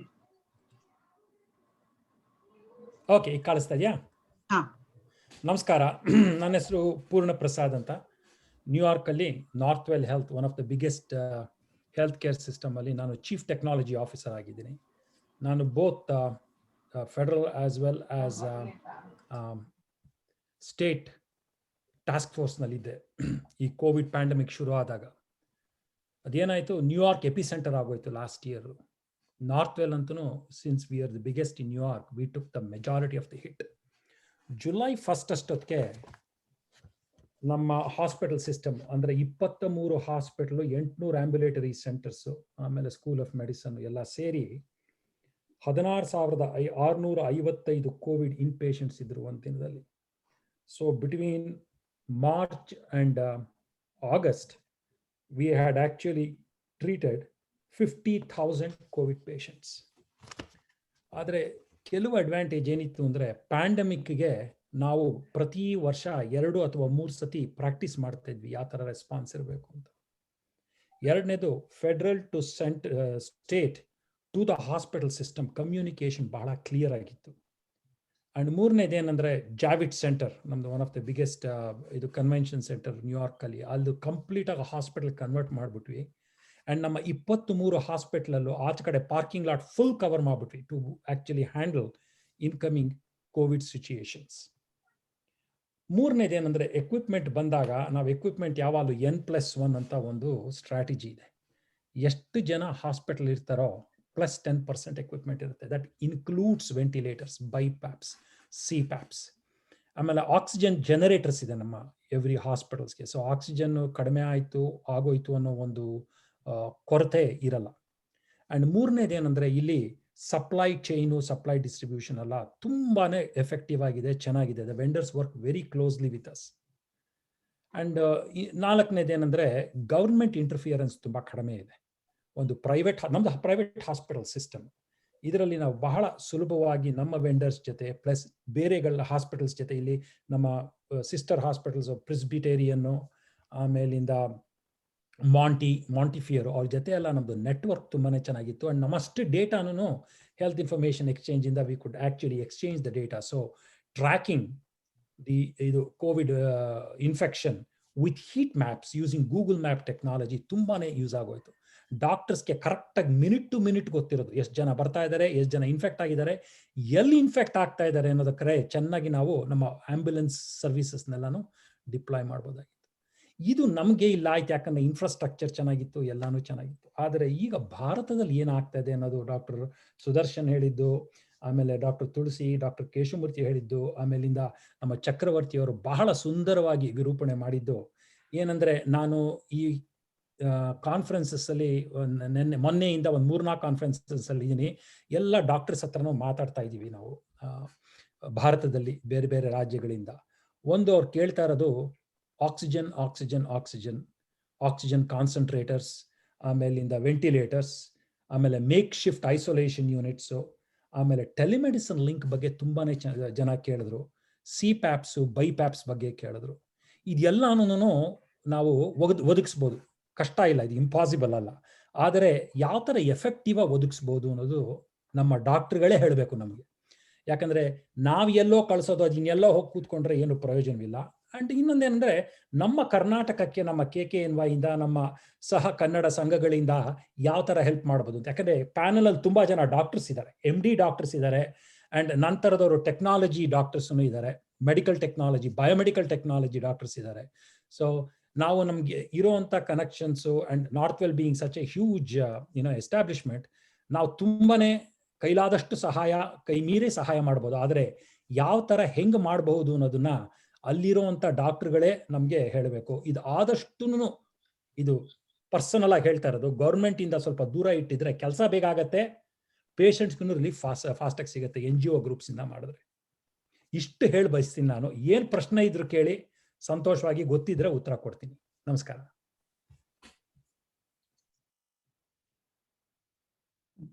ಬಹಳ ಧನ್ಯವಾದಗಳು ಡಾಕ್ಟರ್ ಪೂರ್ಣಪ್ರಸಾದ್ ಅವರೇ. ನಿಮ್ಮ ಎಲ್ಲ ಈ ಮಾಹಿತಿಯೊಂದಿಗೆ ನಮ್ಮ ಭಾರತ ದೇಶದಲ್ಲಿ ಏನಾದ್ರು ಒಂದು ಅಳವಡಿಕೆ ಅಂತ ಮಾಡ್ಕೊಂಡ್ರೆ ಬಹಳಷ್ಟು ಜನಕ್ಕೆ ತುಂಬಾನೇ ಸಹಾಯ ಆಗುತ್ತೆ ಅಂತ ನನ್ನ ಅನಿಸಿಕೆ. ಮುಂದೆ ಇವಾಗ ಪ್ರಶ್ನೋತ್ತರ ಅವಧಿಯನ್ನು ಶುರು ಮಾಡ್ತಾ ಇದ್ದೀವಿ. ನಿಮ್ಮ ಎಲ್ಲಾ ಪ್ರಶ್ನೆಗಳನ್ನು ಸಂಕ್ಷಿಪ್ತವಾಗಿ ಕೇಳಿ, ಯಾಕೆಂದ್ರೆ ಬಹಳಷ್ಟು ಜನ ಬಹಳಷ್ಟು ಪ್ರಶ್ನೆಗಳೊಂದಿಗೆ ಇವತ್ತು ಕಾಯ್ತಾ ಇದ್ದಾರೆ. ಸೊ ಮೊದಲನೇದಾಗಿ ನಾನು ಬರ್ಮಾಡ್ಕೊಳ್ತೀನಿ ಬೆಂಕಿ ಬಸಣ್ಣ ಅವ್ರನ್ನ. ನಮಸ್ಕಾರ ಬಸಣ್ಣ ಅವ್ರಿಗೆ, ನಿಮ್ಮ ಪ್ರಶ್ನೆಯನ್ನ ಕೇಳ್ಬೋದು. ನನ್ನ ಪ್ರಶ್ನೆ ಚಕ್ರವರ್ತಿ ಸೂಲಿಬೆರೆ ಅವ್ರಿಗೆ. ನಾನು ಮೊನ್ನೆ ತಾನೇ ಇಂಡಿಯಾದಿಂದ ಬಂದೆ, 3 ವಾರ ಇಂಡಿಯಾದಲ್ಲಿದ್ದೆ. ನೀವ್ ಹೇಳ್ದಂಗೆ ಅಷ್ಟೊಂದು ಪರಿಸ್ಥಿತಿ ಕೆಟ್ಟಾಗಿಲ್ಲ, ಸ್ಟಿಲ್ ಹ್ಯಾವ್ ಎ ಹೋಪ್. ನಾವು ನಾವಿಕಾ ಸಂಸ್ಥೆಯಿಂದ ನಿವಾಸಿಗಳಿಂದ ಆಕ್ಸಿಜನ್ ಅಂತ ಸಿಲಿಂಡರ್ಗಳು ಕೊಡ್ತಾ ಇದೀವಿ. People can donate at navika.org. ಅವ್ರು ಹೇಳ್ದಂಗೆ ಡೈರೆಕ್ಟ್ ಇದು ಹಾಸ್ಪಿಟ್ಲಿಗೆ ಹೋಗುತ್ತೆ. ಕರ್ನಾಟಕದಲ್ಲಿ ಸೇವಾ ಸಂಸ್ಥೆಯೊಂದಿಗೆ ನಾವು ವರ್ಕ್ ಮಾಡ್ತಾ ಇದೀವಿ. ಸರ್, ನನ್ನ ಪ್ರಶ್ನೆ ಅಂದ್ರೆ, ನೀವ್ ಹೇಳ್ದಂಗೆ ಮೀಡಿಯಾದವ್ರು ತುಂಬಾ ನೆಗೆಟಿವ್ ತೋರಿಸ್ತಾ ಇದ್ದಾರೆ. ನಿಮ್ಮ ಫೇಸ್ಬುಕ್ ಅಲ್ಲಿ ಸರ್ ನಾನು ನೋಡಿದೆ, ಕೊರೋನಾ ಬಿ ಪಾಸಿಟಿವ್ ಅಂದ್ಬಿಟ್ಟು ನೀವು ಕೊರೋನಾದಿಂದ ರಿಕವರಿ ಆದವರು ವಿಡಿಯೋ ಹಾಕಿದ್ದೀರಾ. That's what we need. ಜನರಿಗೆ ಒಂದು ಮಾನಸಿಕ ಸ್ಥೈರ್ಯವನ್ನು ನಾವು ಕೊಡಬೇಕು. ಅದು ವೆರಿ ವೆರಿ ಇಂಪಾರ್ಟೆಂಟ್. ಅನ್ಫಾರ್ಚುನೇಟ್ಲಿ ಕೆಲವು ಕಾರ್ಟೂನಿಸ್ಟ್ ಸತೀಶ್ ಆಚಾರ್ಯ ಅವರು ಈ ಲಸಿಕೆಗಳ ಬಗ್ಗೆ ಎಲ್ಲ ಕೆಟ್ಟ ಬರೆದು ಜನಗಳಲ್ಲಿ ಭಯ ಹುಟ್ಟಿಸಿದ್ದಾರೆ. ನಮ್ಮ internal enemies are dangerous from outside. Media is media. Like even US ಅಲ್ಲಿ ಸಹಿತ ಇಲ್ಲಿ ಮೀಡಿಯಾದವ್ರು ತುಂಬಾ ಕೆಟ್ಟ ಮಾಡಿದ್ರು. So we have to be careful. Sir, ನಮ್ಮ ಕ್ವಶನ್ ಅಂದ್ರೆ ಇದರಲ್ಲಿ ಈ ಇದಕ್ಕೆ ನಮ್ಮ ಈ ಒಂದು ಕೊರೋನಾ ಮಹಾಮಾರಿ ಸ್ಫೋಟ ಆಗಕ್ಕೆ ಇದರಲ್ಲಿ ಕೇಂದ್ರ ಮತ್ತು ರಾಜ್ಯ ಸರ್ಕಾರಗಳ ಬೇಜವಾಬ್ದಾರಿ ಸಹಿತ ಕಾರಣ ಅನ್ಸುತ್ತೆ. ಈ ಇಲೆಕ್ಷನ್ ಬೇಕಿತ್ತ? ಕೆಲವು ರಾಜ್ಯಗಳು ಇಲೆಕ್ಷನ್ ಆಯ್ತು. ಆಮೇಲೆ ನಮ್ಮ ಕರ್ನಾಟಕದಲ್ಲಿ ಉಪ ಚುನಾವಣೆಗಳು ಬೇಕಿತ್ತ? ಲಾಕ್ಡೌನ್ ಮಾಡೋದು ಅವರು ಲೇಟ್ ಮಾಡಿದ್ರು. ಎಲ್ಲ ಇಲೆಕ್ಷನ್ ಮುಗಿದ ಮೇಲೆ ಕರ್ನಾಟಕದಲ್ಲಿ ಲಾಕ್ಡೌನ್ ಮಾಡಿದ್ರು, ಯಾಕಂದ್ರೆ ನಾನು ಇಂಡಿಯಾದಲ್ಲಿ ಇದ್ದೆ. ಸೊ ನಮ್ಮ ರಾಜ್ಯ ಮತ್ತು ಕೇಂದ್ರ ಸರ್ಕಾರಗಳು ಏನಾದ್ರೂ ಬೇಜವಾಬ್ದಾರಿ ವರ್ತಿಸಿದ್ರ? ಅದ್ರ ಬಗ್ಗೆ ನಿಮ್ಮ ಅಭಿಪ್ರಾಯ ಸರ್?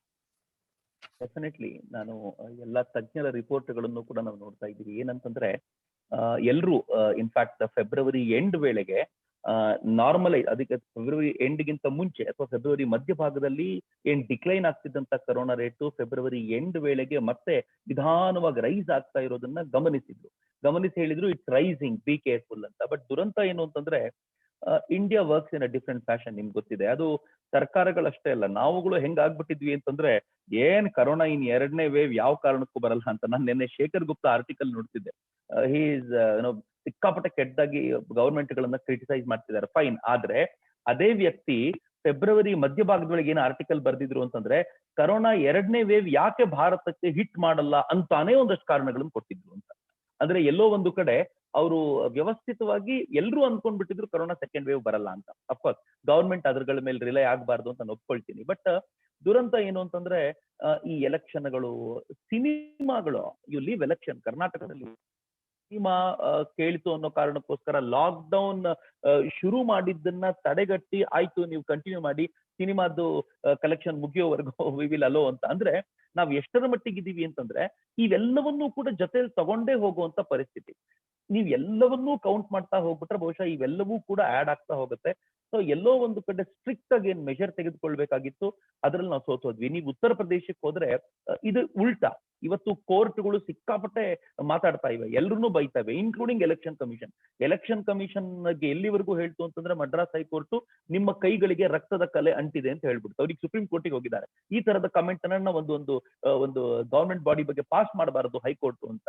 ಯಾಕೆ ಅಂತ ಕೇಳಿದ್ರೆ ಉತ್ತರ ಪ್ರದೇಶದಲ್ಲಿ ರೂರಲ್ ಎಲೆಕ್ಷನ್ ಗಳನ್ನ ಮಾಡೋದಿಲ್ಲ ಅಂತ ಸರ್ಕಾರ ಕೇಳ್ಕೊಂಡಾಗ, ಕೋವಿಡ್ ರೈಸ್ ಆಗ್ತಿದೆ ಮಾಡಲ್ಲ ಅಂತಂದಾಗ ಅಲ್ಲಿನ ಹೈಕೋರ್ಟ್ ಆರ್ಡರ್ ಮಾಡಿ ನೀವು ಮಾಡ್ಲೇಬೇಕು, ಅದೇನ್ ಮಾಡಲ್ಲ ನೋಡ್ತೀವಿ ಅಂತ ಹೇಳಿ ಆರ್ಡರ್ ಮಾಡ್ತು. ಇವತ್ತು ಬಹಳ ಕೆಟ್ಟ ಸಿಚುಯೇಷನ್, ಬಹುಶಃ ಯಾರು ಅದ್ರ ಬಗ್ಗೆ ಡಿಸ್ಕಸ್ ಮಾಡ್ತಿಲ್ಲ.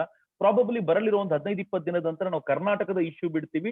ಐ ಆಮ್ ಡ್ಯಾಮ್ ಶ್ಯೂರ್ ನಾವೆಲ್ಲ ಉತ್ತರ ಪ್ರದೇಶ ಬಗ್ಗೆ ಮಾತಾಡ್ತಿರ್ತೀವಿ. ಯಾಕೆ ಅಂತಂದ್ರೆ ಉತ್ತರ ಪ್ರದೇಶದ ಹಳ್ಳಿಗಳಲ್ಲಿ ವಿಚಿತ್ರ ಕೈಂಡ್ ಫ್ಲೂ ಬರ್ಲಿಕ್ಕೆ ಶುರುವಾಗ್ಬಿಟ್ಟಿದೆ. ಅದು ಕೋವಿಡ್ ಹೌದೋ ಅಲ್ವೋ ಅಂತ ಗೊತ್ತಾಗ್ತಿಲ್ಲ, ಆದ್ರೆ ಬೇರೆ ತರದ ಫ್ಲೂ. ಯಾರ್ಯಾರು ಅಲ್ಲಿ ಎಲೆಕ್ಷನ್ಗೆ ಅಂತ ಹೋಗಿದ್ರು, ಎಷ್ಟು ಜನ ಟೀಚರ್ಸ್ ಸಾಯ್ತಾ ಇದ್ದಾರೆ ಅಂತಂದ್ರೆ ಅದು ಭಯಂಕರ ಕೆಟ್ಟ ಸಿಚುಯೇಷನ್ ಆಗಿ ಹೊರಹೊಮ್ಮತ್ತೆ. ಸೊ ಇಂಡಿಯಾ ಮುಂದಿನ ದಿನಗಳಲ್ಲಿ ಬಹುಶಃ ಜಗತ್ತಿನ ಎದುರಿಗೆ ನಿಂತ್ಕೊಳ್ಳೋದು ಆ ಕೇಸ್ಗಳ ಕಾರಣದಿಂದಾಗಿ ಅಂತಾನು ಅನ್ಸುತ್ತೆ. ಸೊ ಎಲ್ಲೋ ಒಂದು ಕಡೆ as a nation we have failed. ಅದು central government, state government, and then ಎಲ್ಲ ಆಫೀಸರ್ಗಳು, ನೀವು ಪ್ರತಿಯೊಬ್ಬರು ಕೂಡ ಕೇರ್ಲೆಸ್ನೆಸ್ ಏನ್ ಬಂದ್ಬಿಟ್ಟಿತ್ತು ಅಂತಂದ್ರೆ ನಮಗೂ ಕೂಡ, ನಾವು ಕೇರ್ಲೆಸ್ ಆಗಿದ್ವಿ, ಎಲ್ರೂ ಹಂಗ ಆಗಿದ್ರಿಂದ ಬಹುಶಃ ಎಲ್ರು ಈ ಬ್ಲೇಮ್ ಅನ್ನು ತಗೋಬೇಕು ಅಂತ ನನ್ಗೆ ಅನ್ಸುತ್ತೆ. ಅಂಡ್ ನನ್ಗೇನ್ ಅನ್ಸುತ್ತೆ ಅಂತಂದ್ರೆ ಈ ಟೈಮ್ ಅಲ್ಲಿ ಅರವಿಂದ್ ಕೇಜ್ರಿವಾಲ್ನು ಪ್ರಶ್ನೆ, ನಾನಂತೂ ಯಾರನ್ನೂ ಪ್ರಶ್ನೆ ಮಾಡ್ಲಿಲ್ಲ, ಮಾಡೋದು ಇಲ್ಲ ಇನ್ ಸ್ವಲ್ಪ ದಿನಗಳ ಕಾಲ. ಅರವಿಂದ್ ಕೇಜ್ರಿವಾಲ್ ಆಗ್ಲಿ, ಯಡಿಯೂರಪ್ಪ ಆಗ್ಲಿ, ಮೋದಿ ಆಗ್ಲಿ, ಸೋನಿಯಾ ಆಗ್ಲಿ, ನೋ ಕ್ವೆಶನ್. ಈಗ ನಮ್ಗಿರೋದು ಇದನ್ನ ಫೈಟ್ ಮಾಡ್ಲಿಕ್ಕೆ ಎಲ್ರು ಒಂದಾಗ್ಬೇಕು ಅಷ್ಟೇ. ಮುಗಿದ ಮೇಲೆ ಎಲ್ರೂ ಕಟಕಟೆಯಲ್ಲಿ ನಿಲ್ಸ್ಬೇಕು. And we have to raise the question, ಯಾಕೆ ನೀವು ಹಿಂಗ್ ಮಾಡಿದ್ರಿ, ನೆಕ್ಸ್ಟ್ ನಾಳೆ ನಮ್ಗೆ ಹಿಂಗೇನಾದ್ರೂ ಬರುತ್ತೆ ಅಂತಂದ್ರೆ ನಿಮ್ಮನ್ನ ನಂಬ್ಕೊಂಡು ಹೆಂಗ್ ಬದುಕೋದು ನಾವು ಅಂತ ಅವ್ರನ್ನ ಪ್ರಶ್ನೆ ಮಾಡ್ಬೇಕು ಅಂತ. ಈಗ ನಮ್ಗಿರೋದು ಒಂದೇ ಏನು ಅಂತಂದ್ರೆ how to support the people ಅಂತ. ಅದ್ ಬಿಟ್ಟು ಬೇರೆ ಯೋಚನೆ ಮಾಡ್ತಿಲ್ಲ ನಾವು.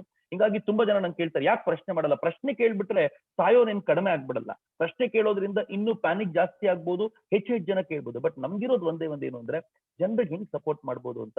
We are on ground.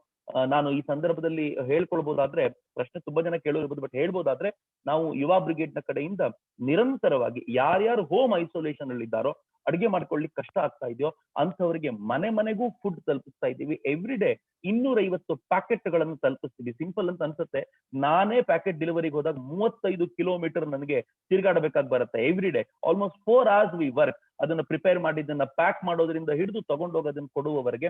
But ಜನರ ರಿಯಾಕ್ಷನ್ಸ್ ಬಹಳ ಚೆನ್ನಾಗಿರುತ್ತೆ. ಅವ್ರಿಗೆ ಊಟ ತಿಂಡಿ ಸರಿಯಾಗಿ ಸಿಗ್ತಾ ಇದೆ. ಮತ್ತು ಡಾಕ್ಟರ್ಸ್ಗಳು ಫೋನ್ ಅಲ್ಲಿ ಮಾತಾಡಿದ್ರು ಸಾಕು. ನನ್ಗೆ ಇರೋದು ಇದೊಂದೇ, ನಾನು ಅದನ್ನೇ ಯೋಚನೆ ಮಾಡ್ತಿದೀವಿ, ಹೇಗೆ ಡಾಕ್ಟರ್ಗಳನ್ನ ಒಂದ್ ಕಡೆ ತಂದು ಒಂದು 8-10 ಡಾಕ್ಟರ್ಗಳು ಬರೀ ಫೋನ್ ಅಲ್ಲಿ ನೀವ್ ಈಗ ಇದು ಮಾಡಿ, ಈಗ ಇದು ಮಾಡಿ, ಈ ಮೆಡಿಸಿನ್ ತಗೊಳ್ಳಿ ಅಂತ ಹೇಳ್ಬಿಟ್ರೆ ಬಹಳ ಜನ ರಿಕವರ್ ಆಗ್ಬಿಡ್ತಾರೆ. ನಮ್ಗೇನಾಗತ್ತೆ, ಈಗ ನಿಮ್ಗೆ ಡಾಕ್ಟರ್ ಸಂಪರ್ಕ ಇರುತ್ತೆ, ಮಾತನಾಡ್ಬಿಡ್ತೀರಾ. ನಮಗೆ ಡಾಕ್ಟರ್ ಸಂಪರ್ಕ ಇರುತ್ತೆ, ಮಾತಾಡ್ತೀವಿ. ಒಂದಷ್ಟು ವರ್ಗಕ್ಕೆ ಡಾಕ್ಟರ್ ಅಂದ್ರೆ ಕ್ಲಿನಿಕ್ಗೆ ಹೋಗ್ಬೇಕು ಅಂತ ಇರುತ್ತೆ, ಡಾಕ್ಟರ್ ಅಂದ್ರೆ ಹಾಸ್ಪಿಟಲ್ಗೆ ಹೋಗ್ಬೇಕು ಅಂತ ಇರುತ್ತೆ. ಫೋನ್ ಅಲ್ಲಿ ಸಿಗಲ್ಲ. ಅಂಥವ್ರು ಎಷ್ಟು ಪ್ಯಾನಿಕ್ ಆಗ್ಬಿಡ್ತಾರೆ ಅಂತಂದ್ರೆ, ಹಾಸ್ಪಿಟ್ಲಿಗೆ ಹೋದ್ರೆ ದೊಡ್ಡ ಲೈನು, ಬೆಡ್ ಸಿಗಲ್ಲ, ನಮ್ಗೆ ಯಾರು ಕಾಪಾಡ್ತಾರೆ ಅಂತ. ಅದಕ್ಕೆ ನನ್ಗಂತೂ ಸರ್ಕಾರ ಏನ್ ಮಾಡುತ್ತೋ ಬಿಡುತ್ತೋ, ಒಂದು ಹೆಲ್ಪ್ ಲೈನ್ ಡಾಕ್ಟರ್ಸ್ ಗಳದ್ದೇ ಆಗ್ಬೇಕು. ಅವ್ರು ಬರೀ ಕೂತಿ ಇವ್ರಿಗಳಿಗೆಲ್ಲ ಆನ್ಸರ್ ಮಾಡ್ತಾರೆ ಅಂತಂದ್ರೆ ದೊಡ್ಡ ಪ್ರಾಬ್ಲಮ್ ಸಾಲ್ವ್ ಆಗ್ಬೋದು. ಸೊ ಈಗಲಾದ್ರೂ ಸರ್ಕಾರಗಳಿಗೆ ರಿಕವರ್ ಆಗುವಂತ ಅವಕಾಶ ಇದೆ, ಬಟ್ ನಾಟ್ ಶೋರ್ ಏನಾಗ್ಬೋದು.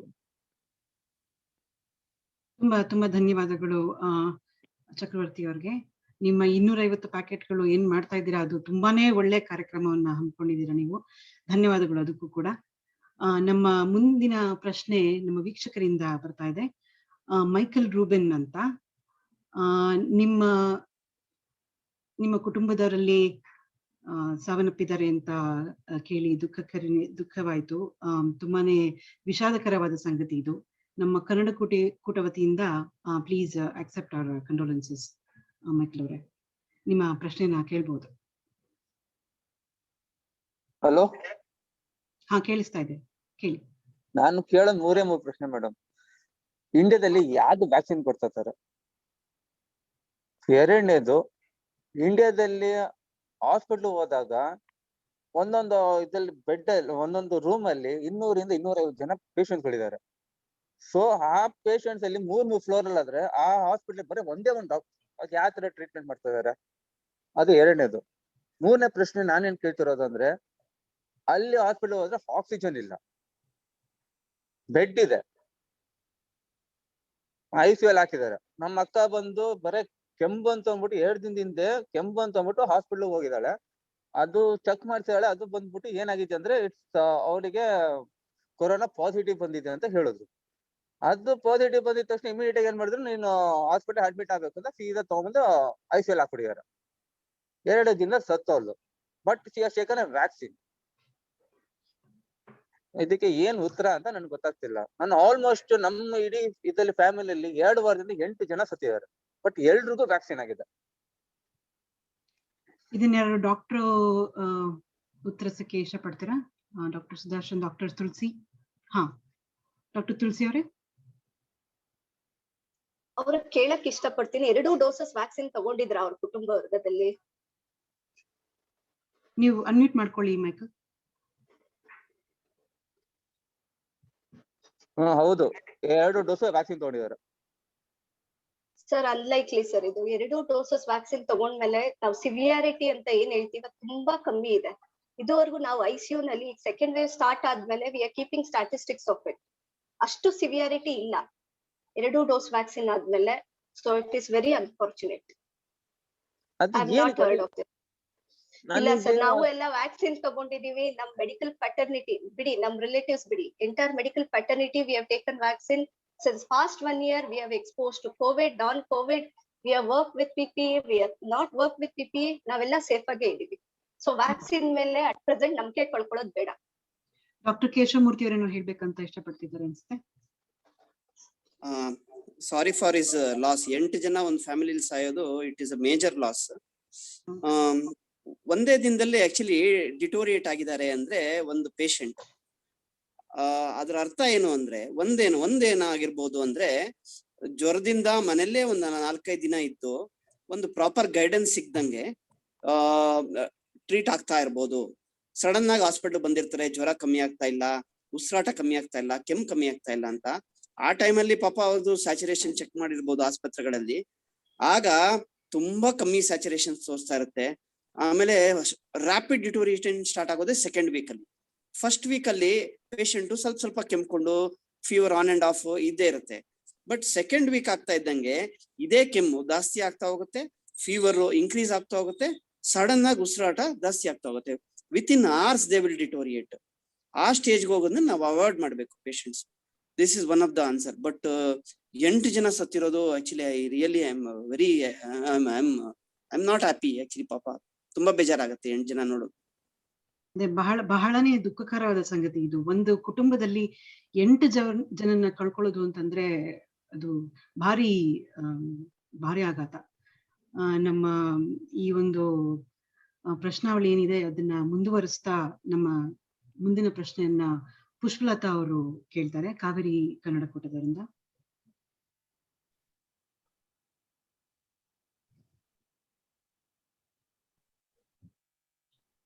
ನಮಸ್ಕಾರ. ಕೇಳಿಸ್ತಾ ಇದೆಯಾ? ಕೇಳಿಸ್ತಾ ಇದೆ ಪುಷ್ಪಲತಾ ಅವರೇ, ನಿಮ್ ಪ್ರಶ್ನೆ ಕೇಳಿ. ನಮಸ್ಕಾರ, ನಾನು ಪುಷ್ಪಲತಾ ವೆಂಕಟರಾಮನ್ ಅಂತ. ನಾನು ಕ್ಲೀವ್ಲೆಂಡ್ ಒಹಾಯಿಂದ ಮಾತಾಡ್ತಾ ಇರೋದು, ಕಸ್ತೂರಿ ಕನ್ನಡ ಸಂಘದಿಂದ. ನನ್ಗೆ ಇದು ಜನರಲ್ ಕ್ವಶನ್ಸ್ ಇದೆ, ಯಾರಿಗೆ ಪರ್ಟಿಕ್ಯುಲರ್ ಆಗಿ ಅಂತ ಕೇಳ್ತಾ ಇಲ್ಲ, ಯಾಕೆಂದ್ರೆ ಯಾರು ಆನ್ಸರ್ ಮಾಡ್ಬೋದು ನಂಗೆ ಗೊತ್ತಿಲ್ಲ ಇದನ್ನ. ಜನರಲಿ ಇಂಡಿಯಾನಲ್ಲಿ ಪೇಷಂಟ್ಸ್ ಟು ಡಾಕ್ಟರ್ಸ್ ರೇಷಿಯೋ ತುಂಬಾ ಕಮ್ಮಿ ಇರೋದು. ಒಬ್ರು ಡಾಕ್ಟರ್ಗೆ ಎಷ್ಟು ಪೇಷಂಟ್ಸ್ ಇದ್ದಾರೆ ಅನ್ನೋದು ಬೇರೆ ದೇಶಗಳಿಗೆ ಕಂಪೇರ್ ಮಾಡಿದ್ರೆ. ಹಿಂಗ್ ಮಾಡ್ಬೇಕಾದ್ರೆ ಕೋವಿಡ್-19 ಹೊಸ ರೋಗ ಅಂತ ಶುರು ಆಗಿದ್ರು ಹಳೆ ರೋಗಗಳೆಲ್ಲ ಏನು ಖಾಲಿ ಆಗಿಲ್ಲ, ಅವುಗಳೆಲ್ಲ ಅದೆಲ್ಲ ಇದ್ದೇ ಇರುತ್ತೆ. ಸೊ ಇವೆರಡನ್ನು ಮ್ಯಾನೇಜ್ ಮಾಡ್ಬೇಕಾದ್ರೆ ವೈದ್ಯರನ್ನ ಹೇಗೆ ಸಪರೇಟ್ ಮಾಡ್ತಾ ಇದ್ದಾರೆ, ಪ್ಲಸ್ ಇದಕ್ಕೆ ಹೆಲ್ಪ್ಗೆ ಬೇರೆ ಕಡೆಯಿಂದ ಇನ್ನೊಬ್ರು ಹೇಳಿದ್ರಿ ಫೋನ್ ನಲ್ಲಿ ಮಾಡಿದ್ರು ಮಾತಾಡಿ ಕನ್ಸೋಲಿಂಗ್ ವಾಯ್ಸಸ್ ಹೇಳಿ ಏನಾದ್ರು ಡೈರೆಕ್ಷನ್ಸ್ ಕೊಟ್ಟು ನಡೆಯುತ್ತೆ ಅಂತ. ಹಾಗಾಗೋದಕ್ಕೆ ಬೇರೆ ದೇಶಗಳಿಂದ ಏನಾರು ಸಹಾಯ ತಗೊಳಕ್ಕೆ ಸಾಧ್ಯ ಉಂಟಾ ಅಂತ, ಅದು ಫಸ್ಟ್ ಕ್ವಶನ್. ಇನ್ನೊಂದು, ಆಕ್ಸಿಜನ್ ಸಿಲಿಂಡರ್ಸ್ ಎಲ್ಲ ಬೇರೆ ಕಡೆ ದೇಶಗಳಿಂದ ಇಂಡಿಯಾ ಕಳಿಸ್ತಾ ಇದ್ದಾರೆ.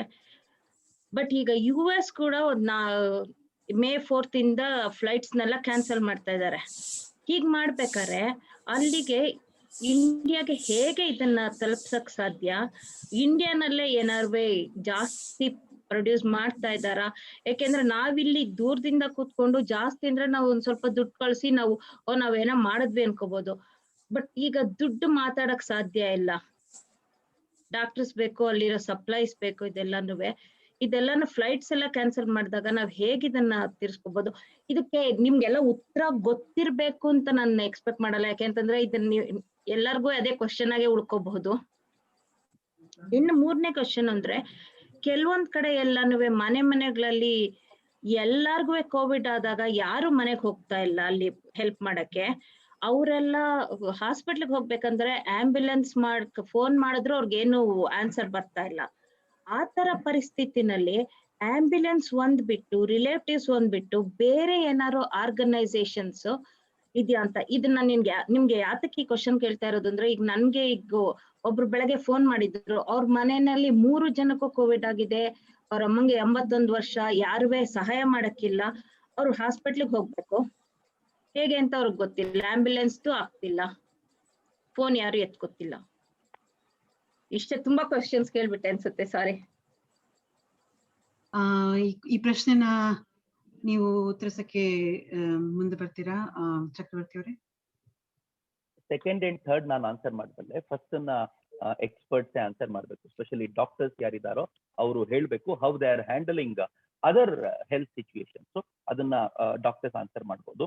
ಸೆಕೆಂಡ್ ಅಂಡ್ ಥರ್ಡ್, ಒಂದು ಆಕ್ಸಿಜನ್ ಬಗ್ಗೆ ಏನ್ ನಡೀತಾ ಇದೆ ಭಾರತದಲ್ಲಿ ಅನ್ನೋದಾದ್ರೆ, ಇಂಡಿಯಾ ಆಲ್ರೆಡಿ ಆಕ್ಸಿಜನ್ ಪ್ಲಾಂಟ್ಗಳ ಮೇಲೆ ತುಂಬಾ ದೊಡ್ಡ ಮಟ್ಟದಲ್ಲಿ ವರ್ಕ್ ಮಾಡ್ತಿದೆ. ನಮಗೆ ಆಕ್ಸಿಜನ್ ಯೂನಿಟ್ಸ್ ಗಳನ್ನೇ ರಷ್ಯಾದಿಂದ ಜರ್ಮನಿಯಿಂದ ತರಿಸ್ಕೊಳ್ಳಿಕ್ಕೆ ಸಾಧ್ಯ ಆಗ್ತಿದೆ.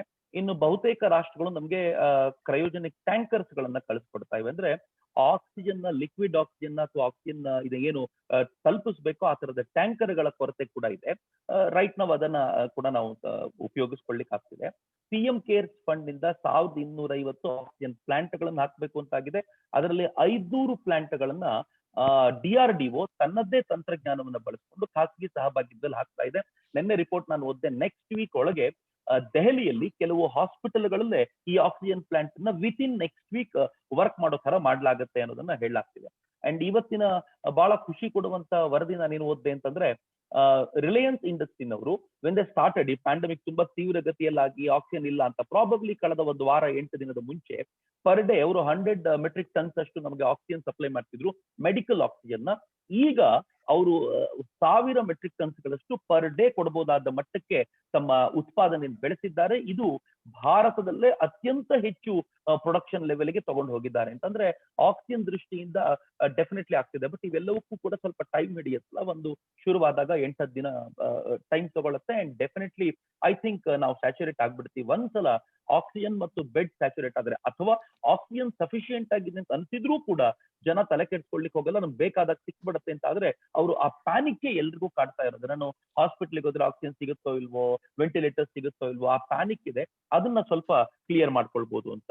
ಇನ್ನು ಆನ್ ಗ್ರೌಂಡ್ ಕೆಲಸ ಮಾಡ್ತಾ ಇದೆ. ಕರ್ನಾಟಕದ ವಿಚಾರಕ್ಕೆ ತೆಗೆದುಕೊಳ್ಳುತ್ತಾ ಇದ್ರೆ, ರಾಷ್ಟ್ರೀಯ ಸ್ವಯಂ ಸೇವಕ ಸಂಘ ಎಲ್ಲ ಕಡೆಗಳಲ್ಲೂ ಕೂಡ ಹೆಲ್ಪ್ ಲೈನ್ ಸೆಂಟರ್ಸ್ ಅನ್ನು ಶುರು ಮಾಡ್ತಾ ಇದೆ.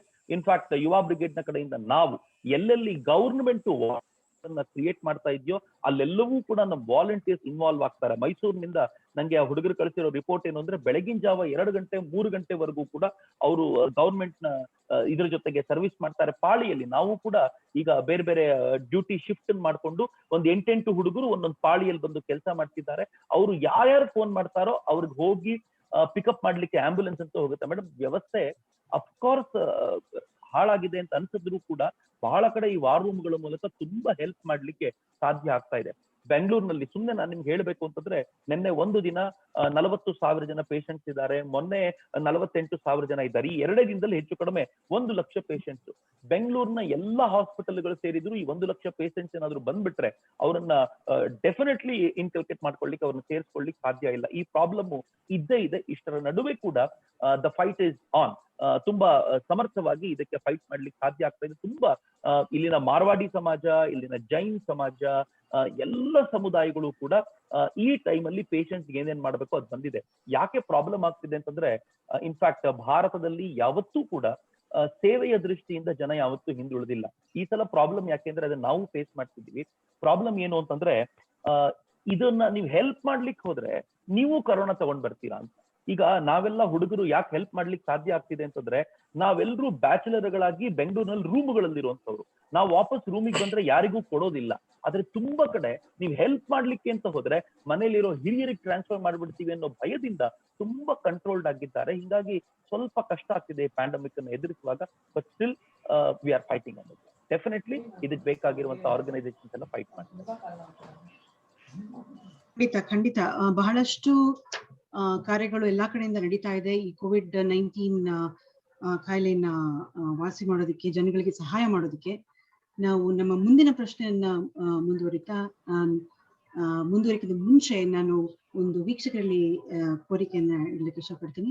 ನಿಮ್ಮ ಕ್ವಶನ್ಗಳು ಏನೇ ಇದ್ರು ಕೂಡ ಪ್ರಶ್ನೆಗಳು ಒಂದಕ್ಕೆ ಸೀಮಿತವಾಗಿದೆ, ಯಾಕೆಂದ್ರೆ ಬಹಳಷ್ಟು ಜನ ಪ್ರಶ್ನೆಗಳೊಂದಿಗೆ ಕಾಯ್ತಾ ಇದ್ದಾರೆ. ಅಂಡ್ ಉತ್ತರ ಕೂಡ ಸಂಕ್ಷಿಪ್ತವಾಗಿರ್ಲಿ ಅಂತ ಕೇಳ್ಕೊತೀನಿ ಎಲ್ಲರೂ ಕೂಡ. ಹಾಗೂ ನಿಮ್ಮಲ್ಲಿ ಏನೇ ಮಾಹಿತಿಗಳಿದ್ರು ನಮ್ಗೆ ನೀವು ಕಳಿಸಿದ್ರೆ ಅದನ್ನ ನಾವು ನಮ್ಮ ಕಮ್ಯುನಿಟಿಗೆ ತಲುಪಿಸೋಕೆ ಏರ್ಪಾಟ್ ಮಾಡ್ತೀವಿ. ಧನ್ಯವಾದಗಳು. ಮುಂದಿನ ಪ್ರಶ್ನೆಯನ್ನ ನಮ್ಮ ನಾರ್ತ್ ಕ್ಯಾರೋಲಿನಾ ಅವರು ಜೈ ಅವರು ಕೇಳಿದ್ದಾರೆ. ನಮಸ್ಕಾರ ಜೈ ಅವರೇ. ನಮಸ್ಕಾರ ಎಲ್ರಿಗೂ. First of all I would like to thank North New York Kannada Koota. Amazing programme organise ಮಾಡಿದ್ದೀರಾ. And you have chose quality speakers in this panel ಅಂತ ಹೇಳಕ್ ಇಷ್ಟಪಡ್ತೀನಿ. ಯಾಕಂದ್ರೆ usually when we come with covid topic everybody will try to frighten us. ಆದ್ರೆ ಇವತ್ತು I am very proud to be a part of this event. ಏನಕ್ಕಂದ್ರೆ ನಮ್ಮ Yuva brigade ನಾಯಕರಾಗ್ಲಿ, ಇಲ್ಲ ನಮ್ಮ ಸುದರ್ಶನ್ ಸರ್ ಆಗ್ಲಿ, ನಮ್ಮ ತುಳಸಿ ಮ್ಯಾಮ್ ಆಗ್ಲಿ, ಇವರೆಲ್ಲ ನಮ್ಗೆ ಒಂಥರ they have encouraged and they have told it is not something to be scared anta. And right now I don't have any questions yakandre tumba chenaagi explain ಮಾಡಿದ್ದಾರೆ ಇವರು. So thank you very much and thank you for having me on this show. Thank you. ಧನ್ಯವಾದಗಳು G ಅವರೇ. ನಮ್ಮ ಮುಂದಿನ ಪ್ರಶ್ನೆ ನೌಕಾ ಇಂದ ಅಶ್ವಿನ್ ಅವರು ಕೇಳ್ತಾರೆ. ನಮಸ್ಕಾರ ಅಶ್ವಿನ್ ಅವರೇ. ಅಶ್ವಿನ್ ಅವರೇ ಇದ್ದೀರಾ?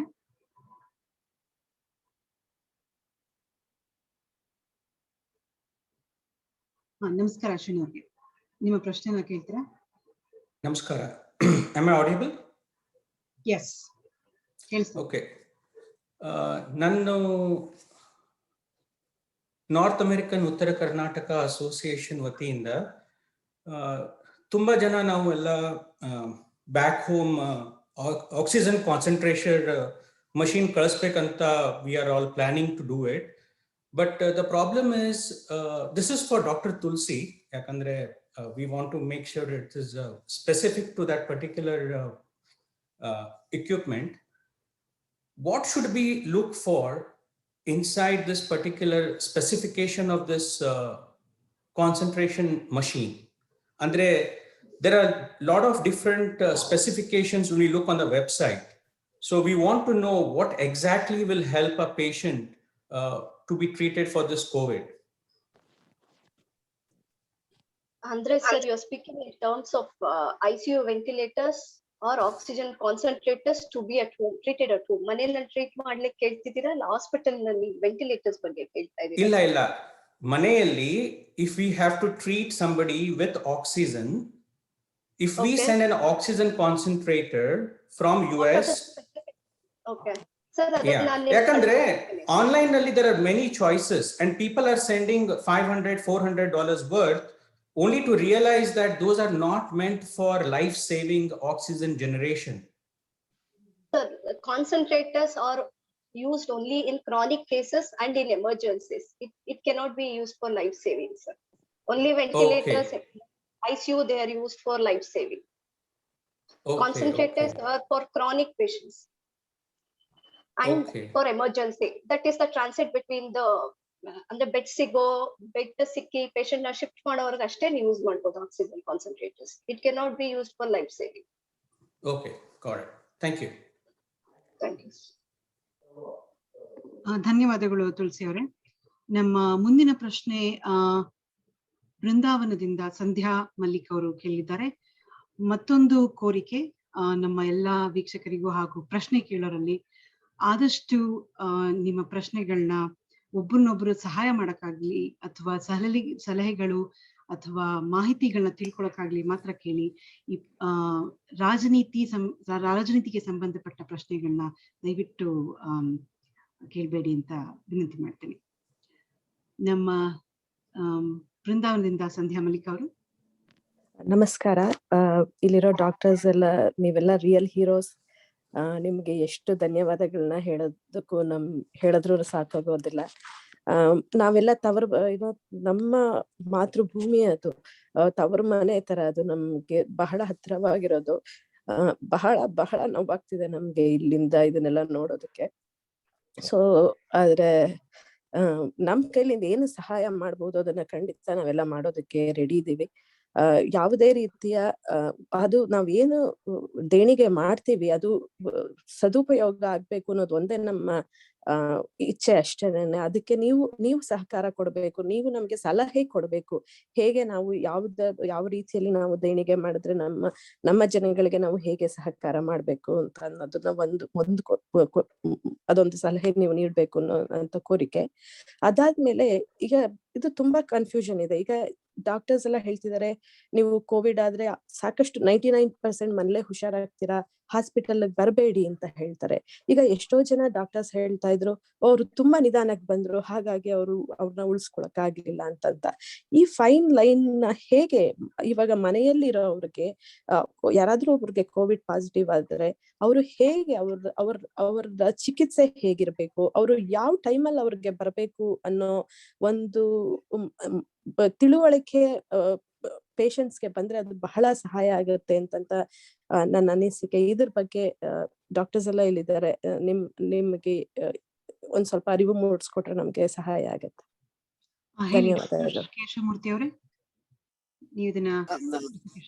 ಇದು ಈ ಕ್ವಶನ್ ಕೇಳಿದಾರಲ್ಲ, ಇದಕ್ಕೆ ನಾವು ಡೈಲಿ ನಮ್ಗೆ 30-40 ಫೋನ್ ಮಾಡ್ತಾರೆ. ನಮ್ಮ ಗೊತ್ತಿರುವಂತ ಪೇಷಂಟ್ಸ್, ನಮ್ಮ ಹತ್ರ ಮುಂಚೆ ಟ್ರೀಟ್ ಮಾಡ್ಕೊಂಡು ಹೋಗಿರೋಂತ ಪೇಷಂಟ್ಸ್. ಅಂತವ್ರಿಗೆ ಏನ್ ಮಾಡ್ತೀವಿ ನಾವು ಅಂದ್ರೆ, ನಮ್ದು ಕೋವಿಡ್ ಆಗಿರೋಂತವ್ರಿಗೆ ಬೇಸಿಕ್ ಒಂದು ಪ್ರೋಟೋಕಾಲ್, ಏನೇನ್ ಮೆಡಿಸಿನ್ಸ್ ತಗೊಬೇಕು ಆ ಮೆಡಿಸಿನ್ಸ್ ನಾವು ಅಡ್ವೈಸ್ ಮಾಡ್ತೀವಿ, ಫೋನ್ ಅಲ್ಲಿ ಅಡ್ವೈಸ್ ಮಾಡ್ತೀವಿ. ಅದ್ರ ಜೊತೆಗೆ ವಿಡಿಯೋ ಅವ್ರಿಗೆ ಹೇಳ್ತೀವಿ, ಮಾತಾಡಿ, ನೀವು ವಿಡಿಯೋಲ್ ಮಾತಾಡಿ ನಮ್ ಜೊತೆ ಇದ್ ಮಾಡಿ ಅಂತ.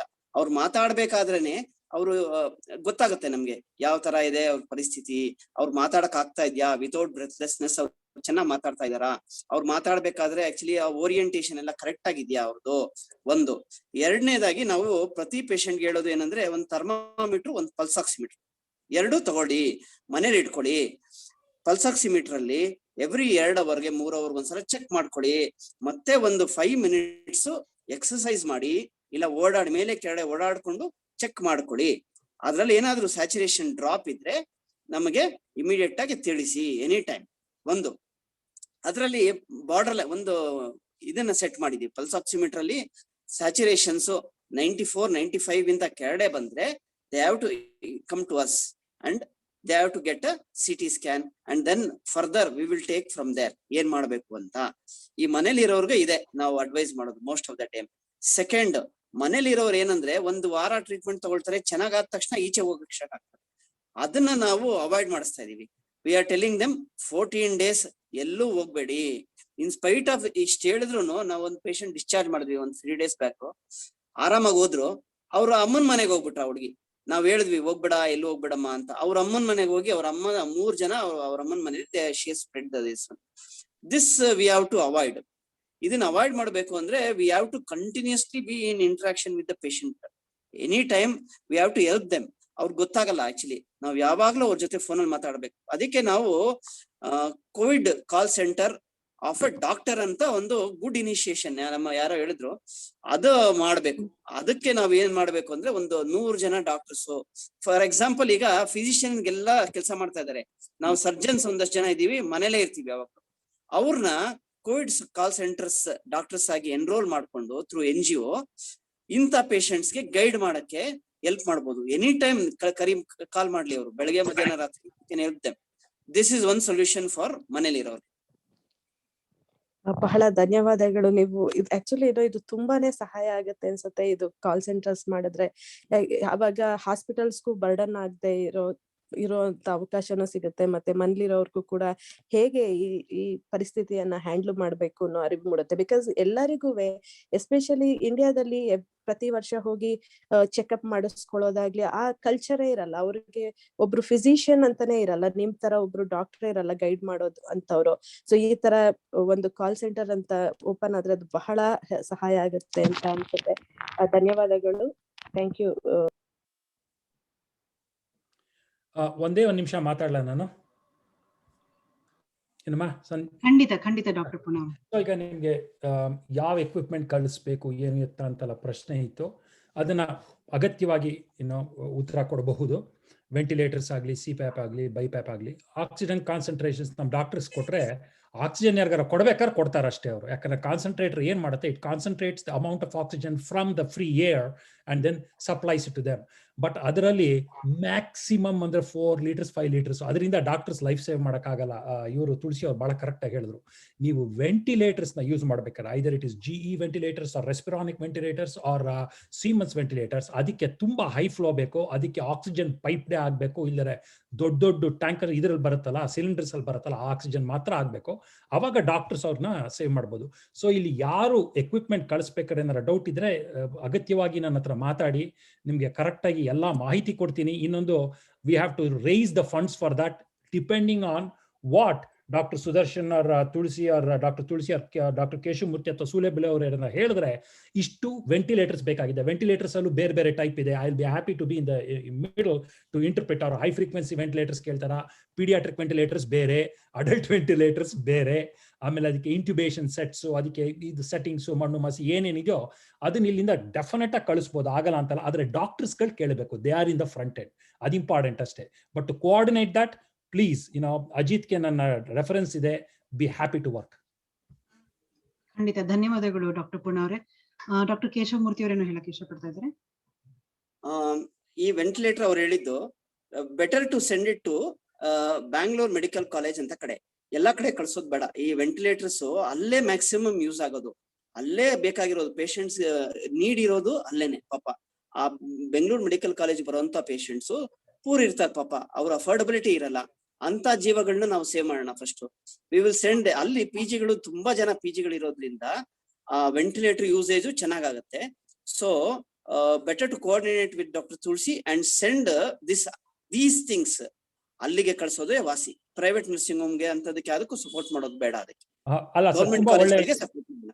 ತುಂಬಾ ಒಳ್ಳೆ ಸಜೆಷನ್ ಡಾಕ್ಟರ್ ತುಳಸಿ ಅವರೇ. ಇಫ್ ನೀವು ಆಮೇಲೆ ಇವರು ಡಾಕ್ಟರ್ ಕೇಶವಮೂರ್ತಿ, ಡಾಕ್ಟರ್ ಸುದರ್ಶನ್ ಸ್ವಲ್ಪ ಮಾತಾಡಿ ಒಂದು ಲಿಸ್ಟ್ ಕಳಿಸಿದ್ರೆ ಎಷ್ಟೆಷ್ಟು ವೆಂಟಿಲೇಟರ್ಸ್ ಬೇಕೋ.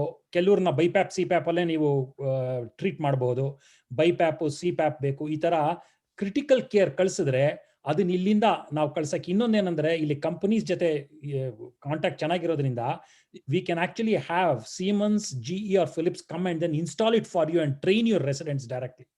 ಅದು ಕೂಡ ಮಾಡಬಹುದು.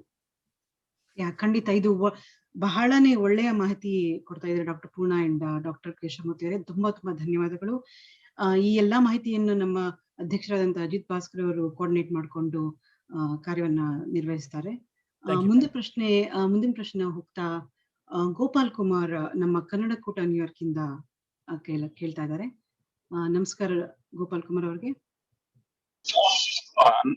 ನಮಸ್ಕಾರ, ನಾನು ಗೋಪಾಲ್ ಕುಮಾರ್ ಅಂತ ಕನ್ನಡಕೂಟದಿಂದ, ನ್ಯೂಯಾರ್ಕ್ ಕನ್ನಡಕೂಟದಿಂದ.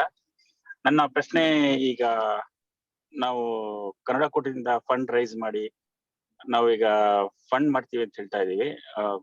ಆದರೆ ಇದನ್ನ ನಾವು ಒಂದು ಕ್ವಶನ್ ನಮ್ದೇನು ಅಂದ್ರೆ, ನಾವು ಇದನ್ನ ವಿಕ್ಟೋರಿಯಾ ಹಾಸ್ಪಿಟ್ಲಿಗೆ ಫಂಡ್ ನ ರೈಸ್ ಮಾಡ್ತೀವಿ ಅಂತ ಹೇಳ್ತೀವಿ, ವಿಕ್ಟೋರಿಯಾ ಹಾಸ್ಪಿಟ್ಲ್ ಕೊಡ್ತೀವಿ ಅಂತೀವಿ. ವಿಕ್ಟೋರಿಯಾ ಹಾಸ್ಪಿಟ್ಲಿಗೆ ಕರ್ನಾಟಕ ಗೌರ್ಮೆಂಟ್ ಫಂಡ್ ರೈಸ್ ಮಾಡ್ತಾ ಇದೆ. ಆಮೇಲೆ ಕರ್ನಾಟಕ ಗೌರ್ಮೆಂಟ್ ಇಂದನೂ ಬರುತ್ತೆ, ಆಮೇಲೆ ಲೈಕ್ ನಾವು ಇಂಡಿಯಾ ಗೌರ್ಮೆಂಟ್ ಇಂದನೂ ಬರಬಹುದು, ಯಾಕಂದ್ರೆ ವಿಕ್ಟೋರಿಯಾ ಹಾಸ್ಪಿಟಲ್ ಇಸ್ ವೆರಿ ದೇಶದಿಂದ.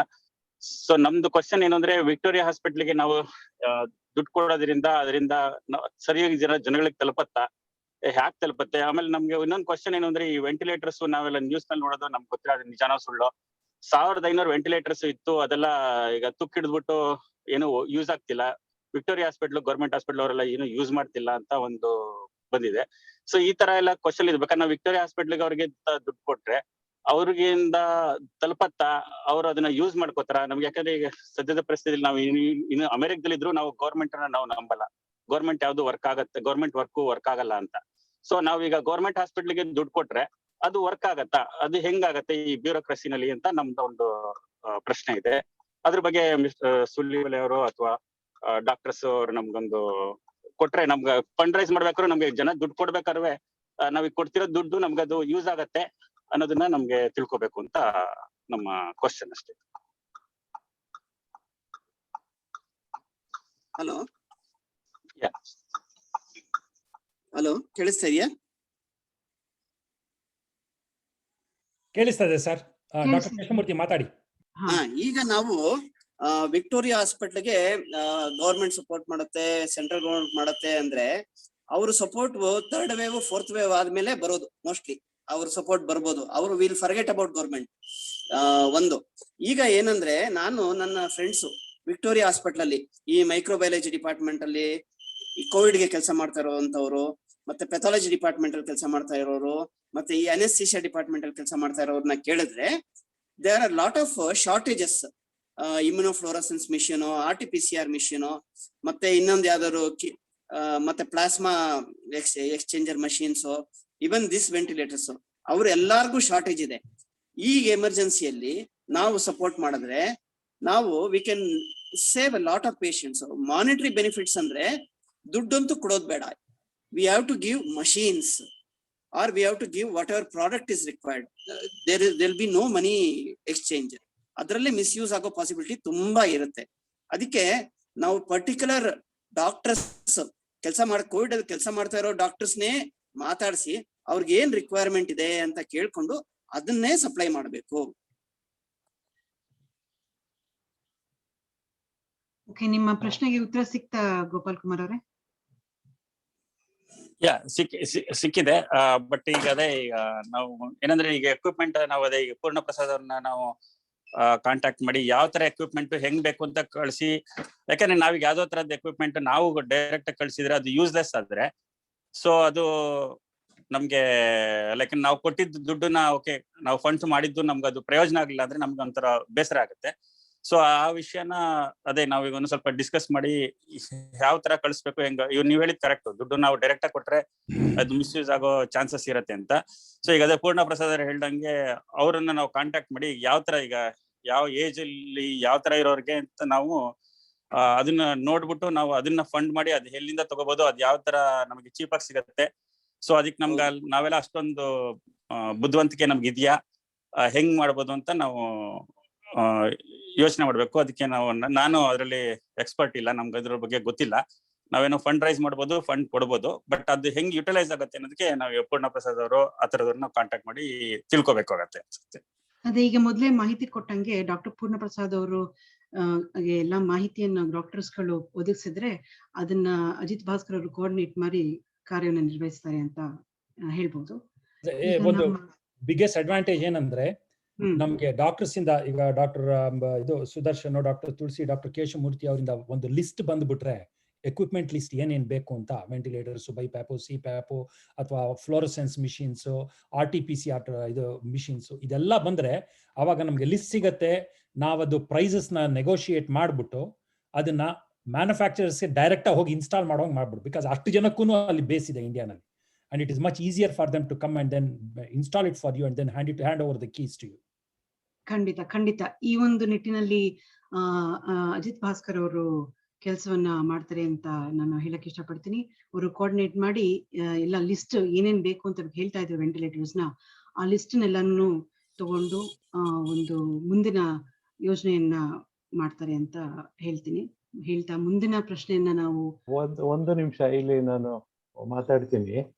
ಇದುವರೆಗೂ ನಾನು ಡಾಕ್ಟರ್ ಸುದರ್ಶನ್ ಮಾತಾಡೋದು ನಾನು ಕೇಳಿಸ್ಕೊತಾ ಇದ್ದೆ. ಈಗ ಸಹಾಯ ಮಾಡೋದಕ್ಕೆ ತಾವೆಲ್ಲ ತಯಾರಿ ಇದೀರಿ, ಆದರೆ ಸಹಾಯ ತಗೊಳ್ಳೋದಕ್ಕೆ ಏನ್ ಸಹಾಯ ಬೇಕು ಅನ್ನೋದನ್ನ ತಿಳ್ಕೊಬೇಕು. ಸಹಾಯ ನೀವು ಮಾಡ್ಬೇಕಾದ್ರೆ ಬ್ಯಾಂಗ್ಳೂರ್ ವಿಕ್ಟೋರಿಯಾ ಹಾಸ್ಪಿಟಲ್ ಹತ್ರ ಬ್ಯಾಂಗ್ಳೂರ್ ಮೆಡಿಕಲ್ ಕಾಲೇಜ್, ಅದ್ರ ಹೆಡ್ ಡೀನ್ ಅಂತ ಇದ್ದಾರೆ. ನೀವು ಅವರಿಂದ ಲಿಸ್ಟ್ ತಗೋಬೇಕು ನಿಮ್ಗೆ ಏನ್ ಬೇಕು ಅಂತ. ಆಮೇಲೆ ಅದೇ ತರ ಬೌರಿಂಗ್ ಹಾಸ್ಪಿಟ್ಲು, ಮತ್ತೆ ಅದು ಈಗ ಅಟಲ್ ಬಿಹಾರಿ ವಾಜಪೇಯಿ ಮೆಡಿಕಲ್ ಕಾಲೇಜ್ ಅಂತ ಆಗಿದೆ. ಅವರು ಡೀನ್ ಹತ್ರ ಅವ್ರಿಗೆ ಏನ್ ಬೇಕು ಅಂತ ಹೋಗಿ, ಇಲ್ಲಿ ಈಗ ತಮ್ಮ ಯಾರು ಈಗ ಡಾಕ್ಟರ್ ಯಾರು ಕೇಶವ ಪ್ರಸಾದ್ ಯಾರು ಕೇಶವಮೂರ್ತಿ ಅವರು, ಅವ್ರು ಹೋಗಿ ಅವ್ರನ್ನ ಕೇಳಿ ಅವರಿಂದ ಲಿಸ್ಟ್ ತಗೊಂಡು ಅದನ್ನ ಕೊಡಕ್ಕಾಗತ್ತೆ ಅಂತ ಡಿಸೈಡ್ ಮಾಡಿ ಅದನ್ನ ಕಳಿಸ್ಕೊಟ್ಟ ಮೇಲೆ ಗೌರ್ಮೆಂಟ್ ಅಲ್ಲಿ ಒಂದು ಸಿಂಪಲ್ ಪ್ರೊಸೀಜರು ಇದೆ. ಈಗ ನೀವು ಕಳಿಸಿದ ತಕ್ಷಣ ಅವ್ರು ಹಂಗೆ ತಗೊಳಕ್ ಬರೋದಿಲ್ಲ, ಅದಕ್ಕೆ ಗೌರ್ಮೆಂಟ್ ಅಪ್ರೂವಲ್ ಬೇಕಾಗತ್ತೆ. ಸೊ ಇವೆಲ್ಲ ಪ್ರೊಸೀಜರ್ಸ್ ಇದೆ, ಅವೆರಡು government medical college hospitals. So ನೀವು ಡೀನ್ ನ ಕಾಂಟ್ಯಾಕ್ಟ್ ಮಾಡ್ಬೇಕು. ಡೀನು ಮಿನಿಸ್ಟರ್ನ ಕಾಂಟ್ಯಾಕ್ಟ್ ಮಾಡ್ತಾರೆ, ಸೆಕ್ರೆಟರಿ ಮಿನಿಸ್ಟರ್ನ ಕಾಂಟ್ಯಾಕ್ಟ್ ಮಾಡ್ತಾರೆ. ಸೊ ಇಲ್ಲಿ ನಿಮ್ಗೆ ಅನ್ನಿಸ್ಬೋದು ಇದೇನಿದು ತಿರ್ಗಾಗ ಗೌರ್ಮೆಂಟ್ ಪ್ರೊಸೀಜರು ಅದು ಇದು ಅಂದ್ಬಿಟ್ಟು. ಬಟ್ ನೀವು ಬ್ಯಾಂಗ್ಳೂರ್ ಮೆಡಿಕಲ್ ಕಾಲೇಜು ಮತ್ತೆ ಬೌರಿಂಗ್ ಹಾಸ್ಪಿಟ್ಲು ಮತ್ತೆ Bowring Atal Bihari Vajpayee medical college help ಮಾಡ್ತೀವಿ ಅಂತಂದ್ರೆ ನೀವು ಇದೇ ಪ್ರೊಸೀಜರ್ ಮೂಲಕ ನೀವು ಹೋಗ್ಬೇಕಾಗತ್ತೆ. ಡೈರೆಕ್ಟ್ ಆಗಿ ಹೆಲ್ಪ್ ಮಾಡಿದ್ರು ಕೊನೆಗೆ ಡೀನ್ ಮೂಲಕನೇ ಅದು ಹೋಗ್ಬೇಕಾಗುತ್ತೆ. ಮಿನಿಸ್ಟರು ಮತ್ತೆ ಡೀನ್ ಮೂಲಕನೇ, ಸೆಕ್ರೆಟರಿ ಅಂಡ್ ಡೀನ್ ಮೂಲಕ ಹೋಗ್ಬೇಕಾಗುತ್ತೆ. ನಾನು ಇಂಟರ್ವ್ಯೂನ್ ಮಾಡಬೇಕು ಇದರಲ್ಲಿ ಏನಂತಂದ್ರೆ, ಹಾಗಿದ್ರು ಸರ್ಕಾರದ ದೃಷ್ಟಿಯಿಂದ ಅಥವಾ ಮಿನಿಸ್ಟರ್ ಜೊತೆ ಮಾತನಾಡ್ಲಿಕ್ಕೆ ಯಾವ್ದಾದ್ರು ಸಹಕಾರ ಬೇಕು ಅಂತಂದ್ರೆ we are always there. Of course ಇಲ್ಲಿ ತುಂಬಾ ಜನ ಅದನ್ನ ಮಾಡಬಲ್ರಿ, ಬಟ್ ಯಾವುದೇ ತರದ ಆ ತರದ ಬಂದು ತೊಂದರೆಗಳು ಬಂದು ನಮ್ಗೆ ಮಾಡ್ಲಿಕ್ಕೆ ಕಷ್ಟ ಆಗ್ತಿದೆ ಅಂತಂದ್ರೆ ಡೆಫಿನೆಟ್ಲಿ ಹೇಳಿ, ವಿ ವಿಲ್ ಡೆಫಿನೆಟ್ಲಿ ಅದಕ್ಕೆ ಬೇಕಾಗಿರುವಂತ ಬ್ರಿಡ್ಜ್ ಆಗೋದನ್ನ ಖಂಡಿತವಾಗಿ ನಾವು ಪ್ರಯತ್ನ ಪಡ್ತೀವಿ, ಮಾಡ್ಕೊಡ್ತೀವಿ ಅಂತ ಭರವಸೆ ಕೊಡ್ತೀನಿ. ಇನ್ ಸೆಕೆಂಡ್, ನಮಗೆ ಪ್ಯಾಕಿಂಗಿಗೆ ಟೈಮ್ ಆಗ್ತಿರೋದ್ರಿಂದ ನಾನು ಹೊರಡಬೇಕು. ಅದಕ್ಕಿಂತ ಮುಂಚೆ ಒಂದೇ ಒಂದು ಮಾತು ಹೇಳ್ಬೇಕು. ನೀವೆಲ್ಲರೂ ಮಾನಿಟರಿ ಬೆನಿಫಿಟ್ ಅಥವಾ ಮಾನಿಟರಿ ನಾವೇನ್ ಹೆಲ್ಪ್ ಮಾಡ್ಬೋದು ಅಂತ ಕೇಳ್ತಿದ್ದೀರಿ. ಅಕಸ್ಮಾತ್ ಸಾಧ್ಯ ಆದ್ರೆ ನಮ್ಗೊಂದು ಆಲೋಚನೆ ಏನಿದೆ ಅಂತಂದ್ರೆ, ಪ್ರಾಬಬಲಿ ಮಂಡೇ ನಾವು ಅನೌನ್ಸ್ ಮಾಡ್ತೀವಿ, ಒಂದು 8-10 ವಾಲಂಟಿಯರ್ಸ್ ಕೂತ್ಕೊಳ್ತೀವಿ. ನಾವು ಫುಡ್ ಕೊಡ್ಲಿಕ್ಕೆ ಹೋದಾಗ ನಮ್ಗೆ ಬಹಳ ದೊಡ್ಡ ಪ್ರಾಬ್ಲಮ್ ಏನ್ ಬರ್ತಿದೆ ಅಂತಂದ್ರೆ, ನಾವು ಫುಡ್ ಕೊಡ್ಲಿಕ್ಕೆ ಹೋದಾಗ ನಾವು ಇನ್ಫ್ಯಾಕ್ಟ್ ಸಾರಿ ಹೇಳ್ಲಿಕ್ಕೆ ಬಹಳ ಬೇಜಾರಿದ್ದು, ಅಪಾರ್ಟ್ಮೆಂಟ್ಗಳು 5-6 ಮಹಡಿ ಇರುತ್ತೆ, ಅವ್ರು ಬರ್ತಾರೆ, ಬಂದು ಅವರೇ ತಗೊಳ್ತಾರೆ. ಕೆಲವೊಂದ್ಸಲ ಅವ್ರು ಯಾರಾದ್ರೂ ಕಳಿಸ್ಕೊಡ್ತಾರೆ. ಒಂದ್ ಕಡೆ ಒಬ್ಬ ವಯಸ್ಸಾದವರು ಪ್ರಾಬಬಲಿ 70 years ಏಜ್ನವರು ಫುಡ್ ಕೊಟ್ಟಾಗ ಅವರಿಗೆ ನಮ್ಮ ಹುಡುಗರು ಕೇಳಿದ್ದಾರೆ, ಹೇಗಿದ್ದೀರಿ, ಚೆನ್ನಾಗಿದ್ದೀರಾ, ಇಂಪ್ರೂವ್ ಆಗುತ್ತೆ, ತಲೆ ಕೆಡ್ಸ್ಕೊಳ್ಬೇಡಿ, ಧೈರ್ಯವಾಗಿರಿ ಅಂತ ಮಾತಾಡಿದ್ರೆ ಅವ್ರು ವಾಪಸ್ ಫೋನ್ ಮಾಡಿ ಏನ್ ಹೇಳಿದ್ದಾರೆ ಅಂತಂದ್ರೆ, ಸರ್ ಫಸ್ಟ್ ಟೈಮ್ 8 ದಿನದಲ್ಲಿ ಯಾರಾದ್ರೂ ಮಾತಾಡ್ತಿದ್ದಾರೆ ಸರ್, ನನ್ನ ಮನೆಯಲ್ಲೂ ಯಾರು ಮಾತಾಡ್ಸಲ್ಲ ಸರ್, ನನ್ನ ಒಳಗ್ ಕೂರ್ಸ್ ಕೂಡ ಹಾಕ್ಬಿಟ್ಟಿದ್ದಾರೆ, ಯಾರು ಮಾತಾಡ್ಸ್ಲಿಕ್ಕೆ ಸಿಗ್ತಲ್ಲ. ಅಂದ್ರೆ ವಯಸ್ಸಾದವ್ರಿಗೆ ಇದು ಒಂದು ಪ್ರಾಬ್ಲಮ್ ಇದೆ ಅಂತ. ಅದಕ್ಕೆ ನಾವೇನ್ ಇನಿಷಿಯೇಟಿವ್ ಪ್ಲಾನ್ ಮಾಡ್ತಿದೀವಿ ಅಂತಂದ್ರೆ, ನೀವು ಮನೆಯಲ್ಲಿದ್ರೆ ಮಾತನಾಡ್ಲಿಕ್ಕೆ ಯಾರು ಇಲ್ಲ ಅಂತಂದ್ರೆ ಜಸ್ಟ್ ಕಾಲ್ ಇಸ್, ನಾವು ನಿಮ್ ಕಾಲ್ ರಿಸೀವ್ ಮಾಡ್ತೀವಿ. ಎಲ್ಲಾ ಸಲವೂ ಮೆಡಿಸಿನ್ ತಗೊಳ್ಳಿ ಅಂತಾನೆ ಹೇಳ್ಬೇಕು ಅಂತಿಲ್ಲ. ಕೆಲವು ಸಲ ಆರಾಮಾಗಿರಿ, ಚೆನ್ನಾಗಿದ್ದೀರಾ, ಹೇಗಿದ್ದೀರಿ ಅಂತ ವಯಸ್ಸಾದವ್ರು ಕೇಳಿದ್ರು ಕೂಡ ಮನಸ್ಸಿಗೆ ಒಂದು ಸಮಾಧಾನ ಸಿಗುತ್ತೆ ಅಂತ. ಎಲ್ಲೋ ಒಂದ್ ಕಡೆ ಅದಕ್ಕೆ ಫೇಲ್ ಆಗಿದ್ದೀವಿ ಅಂತ ಅನ್ಸುತ್ತೆ. ಮಂಡೆಯಿಂದ ಆ ಇನಿಷಿಯೇಟಿವ್ ಶುರು ಮಾಡ್ತೀವಿ. ತುಂಬಾ ಜನ US ಅಲ್ಲಿ ಇರ್ತೀರಿ ನೀವು, ಇದ್ದವ್ರೇನಾದ್ರೂ ಈ ಇನಿಷಿಯೇಟಿವ್ ಜಾಯಿನ್ ಆಗ್ತೀರಾ ಅಂತ ಆದ್ರೆ ಪ್ಲೀಸ್ ಜಾಯಿನ್ ಅಸ್. ಅದರಿಂದ ಏನಾಗುತ್ತೆ ಅಂತಂದ್ರೆ, ನೀವು ಅಲ್ಲಿ ಕೂತ್ಕೊಂಡು ಮಾತನಾಡುವಾಗ ನಾವು ಅಮೆರಿಕಾದಲ್ಲಿ ಇದ್ವಿ, ನಾವು ಕೂಡ ಇಂಥದನ್ನ ನೋಡಿದ್ವಿ, ಏನೂ ಹೆದರ್ಕೋಬೇಡಿ, ಗುಣವಾಗ್ತೀರಾ, ನಾವು ಕನ್ನಡದವ್ರೆ ಅಂತ ಅದು ತುಂಬಾ ಶಕ್ತಿ ಕೊಡುತ್ತೆ ಅಂತ ನಮ್ಗೆ ಅನ್ನಿಸ್ತು. ಹಿಂಗಾಗಿ ಮಂಡೆಗೆ ಶುರು ಮಾಡ್ತೀವಿ. ನಾನು ಅನ್ಸೋದು, ಅಫ್ಕೋರ್ಸ್ ನೀವು ಯಾವಾಗ್ಲೂ ಸಂಕಟ ಬಂದಾಗ ಭಾರತಕ್ಕೆ, ಕರ್ನಾಟಕಕ್ಕೆ ಹಣದ ಸಹಕಾರ ಮಾಡಿದ್ದೀರಿ. ತುಂಬಾ ಬಾರಿ ಈ ತರದನ್ನು ಕೇಳ್ತೀವಿ. ದಯವಿಟ್ಟು ಸ್ವಲ್ಪ ನಿಮ್ ಸಮಯವನ್ನು ಕೊಡಿ. 1 hour 2 hour ನೀವು ಸ್ಪೇರ್ ಮಾಡ್ಲಿಕ್ಕೆ ಆದ್ರೆ, ಅದು ಇಂಡಿಯನ್ ಟೈಮ್ಗೆ, ಇವ್ರ ಟೈಮಿಗೆ ಸ್ಪೇರ್ ಮಾಡ್ಲಿಕ್ಕೆ ಸಾಧ್ಯ ಆದ್ರೆ, ನೀವು ಯಾವಾಗ್ಲಾದ್ರೂ ಒಂದಷ್ಟು ಕಾಲ್ಗಳಿಗೆ ರಿಪ್ಲೈ ಮಾಡಿ, ಎಸ್ ನಾವ್ ಇದೀವಿ, ಏನು ಹೆದರ್ಕೋಬೇಡಿ ಅಂತ ಹೇಳೋದಿದೆಯಲ್ಲ, ಅದು ತುಂಬಾ ಶಕ್ತಿನ ಕೊಡುತ್ತೆ ಅಂತ ನನ್ಗೆ ಅನ್ಸುತ್ತೆ. You can join. ಸೊ ನಾನ್ ದಯವಿಟ್ಟು ನಿಮ್ಮ ಹತ್ರ ಕ್ಷಮೆ ಕೇಳ್ತೀನಿ. ನನಗೆ ಪ್ಯಾಕಿಂಗ್ ಹೋಗ್ಬೇಕು ಮತ್ತು ಡಿಸ್ಟ್ರಿಬ್ಯೂಷನ್ ಹೋಗ್ಬೇಕು. ಹೀಗಾಗಿ ನಾನು ನಿಮ್ ಹತ್ರ ವಿನಂತಿ ಮಾಡ್ಕೊಂಡು, ಯಾವುದೇ ನಮ್ ಕಡೆಯಿಂದ ಏನಾದ್ರು ಆಗ್ಬೇಕು ಅಂತ ಇದ್ದಾಗ ಡೆಫಿನೆಟ್ಲಿ ಹೇಳಿ. We are there with you. Thank you. ಎಲ್ರಿಗೂ ಧನ್ಯವಾದ. ತುಂಬಾ ಧನ್ಯವಾದಗಳು ಚಕ್ರವರ್ತಿ ಸೂಲಿಬೆಲೆ ಅವ್ರಿಗೆ. ತಮ್ಮ ಒಂದು ಅಮೂಲ್ಯವಾದ ಒಂದು ಸಮಯವನ್ನ ನಮಗೆ ಕೊಟ್ಟಿದ್ದಕ್ಕೆ, ಇಷ್ಟೆಲ್ಲಾ ಮಾಹಿತಿಯನ್ನು ಕೂಡ ಒದಗಿಸಿದ್ದಕ್ಕೆ ಅನಂತಾನಂದ ವಂದನೆಗಳು. ನಮ್ಮ ಮುಂದಿನ ಪ್ರಶ್ನೆ ಭುವನೇಶ್ವರ್ ತುಮಕೂರು ಅವರಿಂದ ಬಂದಿತ್ತು. ಅವರು ಕೇಳ್ತಾರೆ, ಇವಾಗ ಒಬ್ಬ ಪೇಷಂಟು 2 ಡೋಸ್ ವ್ಯಾಕ್ಸಿನು ಆಗಿ ಕೂಡ ಅವರು ಕೋವಿಡ್ ಬಂದು ಹಾಸ್ಪಿಟಲ್ಗೆ ಸೇರಿದ್ರೆ, ಮತ್ತೆ ವಾಪಸ್ಸು ಅವ್ರನ್ನ ಮನೆಗೆ ಕಳಿಸಿದಾಗ ಮನೇಲಿ ಇರೋರ್ಗೆ ಬಂದು ಮತ್ತೆ ಅವರು ಕೋವಿಡ್ ಹರಡೋ ಒಂದು ಸಿಚುವೇಶನ್ ಇರಲ್ವಾ ಅಂತ. ಇದಕ್ಕೆ ಯಾರು ಆನ್ಸರ್ ಮಾಡ್ಲಿಕ್ಕೆ ಇಷ್ಟಪಡ್ತೀರಾ?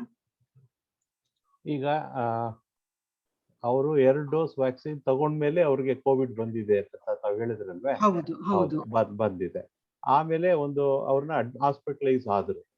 ಅದು ಸಾಧ್ಯ. ಯಾಕಂದ್ರೆ 30 ವ್ಯಾಕ್ಸಿನ್ ಎಫಿಕಸಿ ಅಂತ ಏನಾಗುತ್ತೆ, ಅದು 70% ಇದೆ 2 ಡೋಸ್ ಆದ್ಮೇಲೆ. ಸೊ ಇನ್ನೂ 30% ಅವ್ರಿಗೆ ಬರೋ ಸಾಧ್ಯತೆ ಇದೆ ಅಂತಾನೆ ಸೈನ್ಸ್ ಹೇಳುತ್ತೆ. ಸೊ ಆ 30% ಅಲ್ಲಿ ಅವ್ರಿಗೆ ಇನ್ಫೆಕ್ಷನ್ ಆಯ್ತು, ಡಿಸೀಸ್ ಆಯ್ತು, ಹಾಸ್ಪಿಟಲೈಸ್ ಆದ್ರು, ಗುಡ್ ರಿಕವರ್ ಆದ್ರು, ಮನೆಗೆ ಹೋಗ್ತಾರೆ. ಮನೆಗೆ ಹೋಗೋದಕ್ಕೆ ಮುಂಚೆ ಇದು ಇಂಡಿಯನ್ ಪ್ರೋಟೋಕಾಲ್ ಒಳಗೆ ಏನಿದೆ ಅಂತಂದ್ರೆ, ಮೈಲ್ಡ್ ಅಂಡ್ ಮಾಡರೇಟ್ ಕೇಸ್ ಅಲ್ಲಿ ಟೆಸ್ಟಿಂಗ್ ಮಾಡಲ್ಲ. 10ನೇ ದಿವಸ ಆದ್ಮೇಲೆ ಡಿಸ್ಚಾರ್ಜ್ ಮಾಡೋ ಟೈಮ್ನಲ್ಲಿ ಟೆಸ್ಟಿಂಗ್ ಮಾಡಲ್ಲ. ಅದು ಎಲ್ಲ ಕಡೆ ಆಲ್ ಓವರ್ ದ ವರ್ಲ್ಡ್ ಆ ಥರ ಒಂದು ಸ್ಟ್ಯಾಂಡರ್ಡ್ ಪ್ರಾಕ್ಟೀಸ್ ಇದೆ. ಯಾಕೆಂದ್ರೆ ಸಿಂಪಲ್ ಆಗಿ ಹೇಳ್ಬೇಕಂದ್ರೆ, dead virus falls positive result ಕೊಡ್ಬೋದು ಅಂದ್ಬಿಟ್ಟು. ಕ್ಲಿನಿಕಲ್ ರಿಕವರಿ ಆಗಿ 10 ದಿನ ಆದ್ಮೇಲೆ they will B non infectious. ಅವರು ಮನೆಗೆ ಹೋದ್ರೆ, ಕ್ಲೀನ್ ಆಗಿ ಪ್ರೋಟೋಕಾಲ್ ಫಾಲೋ ಮಾಡಿ ಡಿಸ್ಚಾರ್ಜ್ ಆಗಿ ಮನೆಗೆ ಹೋದ್ರೆ, ಅವರು ಯಾರಿಗೂ ಅಂಟಿಸೋ ಸಾಧ್ಯ ಇಲ್ಲ. The person cannot infect anybody at home because the person himself is non-infectious, not infective ಅಂತಾರೆ. ಸೊ ಆ ಥರ ಏನು ವರಿ ಮಾಡೋದು ಬೇಕಾಗಿಲ್ಲ ಅಂತ ಅಂದ್ಬಿಟ್ಟು. ಸೊ ಇದು very clear, is a very clear guideline. If everything is followed, nothing is going to happen as per current science. So 10 ದಿನ ಒಂದು ಅವಧಿ ಕೊಡ್ಬೇಕು ಒಂದು ಪೇಷಂಟ್ ರಿಕವರ್ ಆಗ್ಲಿಕ್ಕೆ ಅಂತ. ಹೌದು. ಅದು ಈಗ ಸುಪ್ರೀಂ ಕೋರ್ಟ್ ಗೈಡ್ಲೈನ್ ಕೊಟ್ಟಿದೆ, ಡೈರೆಕ್ಷನ್ ಕೊಟ್ಟಿದೆ ಗೌರ್ಮೆಂಟ್ ಆಫ್ ಇಂಡಿಯಾಗೆ. ಗೌರ್ಮೆಂಟ್ ಆಫ್ ಇಂಡಿಯಾ ಎಲ್ಲ ಸ್ಟೇಟ್ ಅವ್ರಿಗೂ ಯೂನಿಫಾರ್ಮ್ ಡಿಸ್ಚಾರ್ಜ್ ಪಾಲಿಸಿ ಇದೆ. ಈಗ whether it is Lakshadweep or whether it is new Delhi, standard discharge, uniform discharge policy ಇದೆ ಅಂತ ಅದನ್ನೇ ಫಾಲೋ ಮಾಡಬೇಕು. In all government institutions that is followed ಅಂತ ಅಂದ್ಬಿಟ್ಟು. So this is for the information of everybody. So ಆ policy ಪ್ರಕಾರ discharge ಆದ್ರೆ they are not infectious as of current science. Okay, ತುಂಬಾ ಧನ್ಯವಾದಗಳು ಡಾಕ್ಟರ್ ಸುದರ್ಶನ್ ಅವರಿಗೆ. ಇವತ್ತು ಈ ಕಾರ್ಯಕ್ರಮದ ಕೊನೆಯ ಪ್ರಶ್ನೆಯನ್ನ ನಮ್ಮ ಕನ್ನಡಕೂಟ ನ್ಯೂಯಾರ್ಕ್ ವತಿಯಿಂದ ಅನಿಲ್ ಪಾಟೀಲ್ ಅವರು ಕೇಳ್ತಾ ಇದ್ದಾರೆ. ನಮಸ್ಕಾರ ಅನಿಲ್ ಪಾಟೀಲ್ ಅವರಿಗೆ.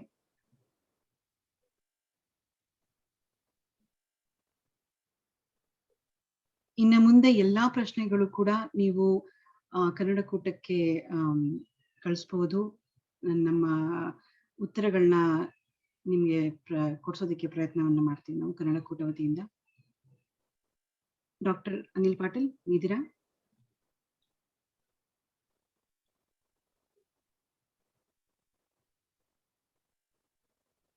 ಮ್ಯೂಟ್ ಆಗಿದ್ದೀರಾ ನೀವು?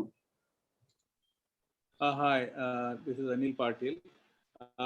My question is answered. I have a comment regarding Ashwin's question. Dr. Tulsi explained the oxygen concentrator is used for chronic condition, people with COPD. That is true. But during this pandemic, we are using oxygen concentrator at home, who have a borderline, who don't need a hospital admission, and their saturation is in low 90s. For that, the oxygen concentrator used, it should deliver a highest oxygen, maybe 90%. The people who use for COPD is 30% is enough. The second thing you have to make sure it is 220, not 110. There are many WhatsApp groups I know they are sipping oxygen concentrator. If you need more information, I can find out more information. Other comment is, I think Dr. Sudarshan mentioned, just we are discussing, we're talking. So somebody need to take an initiative, open up the, maybe wedding centers or hotels, and then, people with mild or moderate symptoms, they should be treated. A lot of people even don't have a smartphone. These people cannot have a telemedicine in India. So if these people know there are centers, instead of struggling to emergency rooms, hospitals, if they can be tried and they are treated, that will lower the burden. And the idea of making a list, and we are helpless here. We cannot go and treat, but I know we have a talent. This is a teamwork. I know India has the money, but other resources are lacking. If you work in teamwork, I'm sure something good will come out of this. And I want to thank you, Ajit, and the whole Kannada Kuta, and all the guests. Thank you. ತುಂಬಾ ಧನ್ಯವಾದಗಳು doctor Anil Patil ಅವ್ರಿಗೆ. ನಮ್ಮ ಕೊನೆ ಪ್ರಶ್ನೆ ಅಂತ ಹೇಳಿದ್ದೆ, but ಈಗ ಒಂದು ವೀಕ್ಷಕರಿಂದ ಒಂದು ಕೊನೆಯ ಪ್ರಶ್ನೆಯನ್ನ ಶೋಭಾ ವೆಂಕಟೇಶ್ ಅವರು ಕೇಳ್ತಾ ಇದ್ದಾರೆ. ಶೋಭಾ ವೆಂಕಟೇಶ್ ಅವರೇ ಇದ್ದೀರಾ?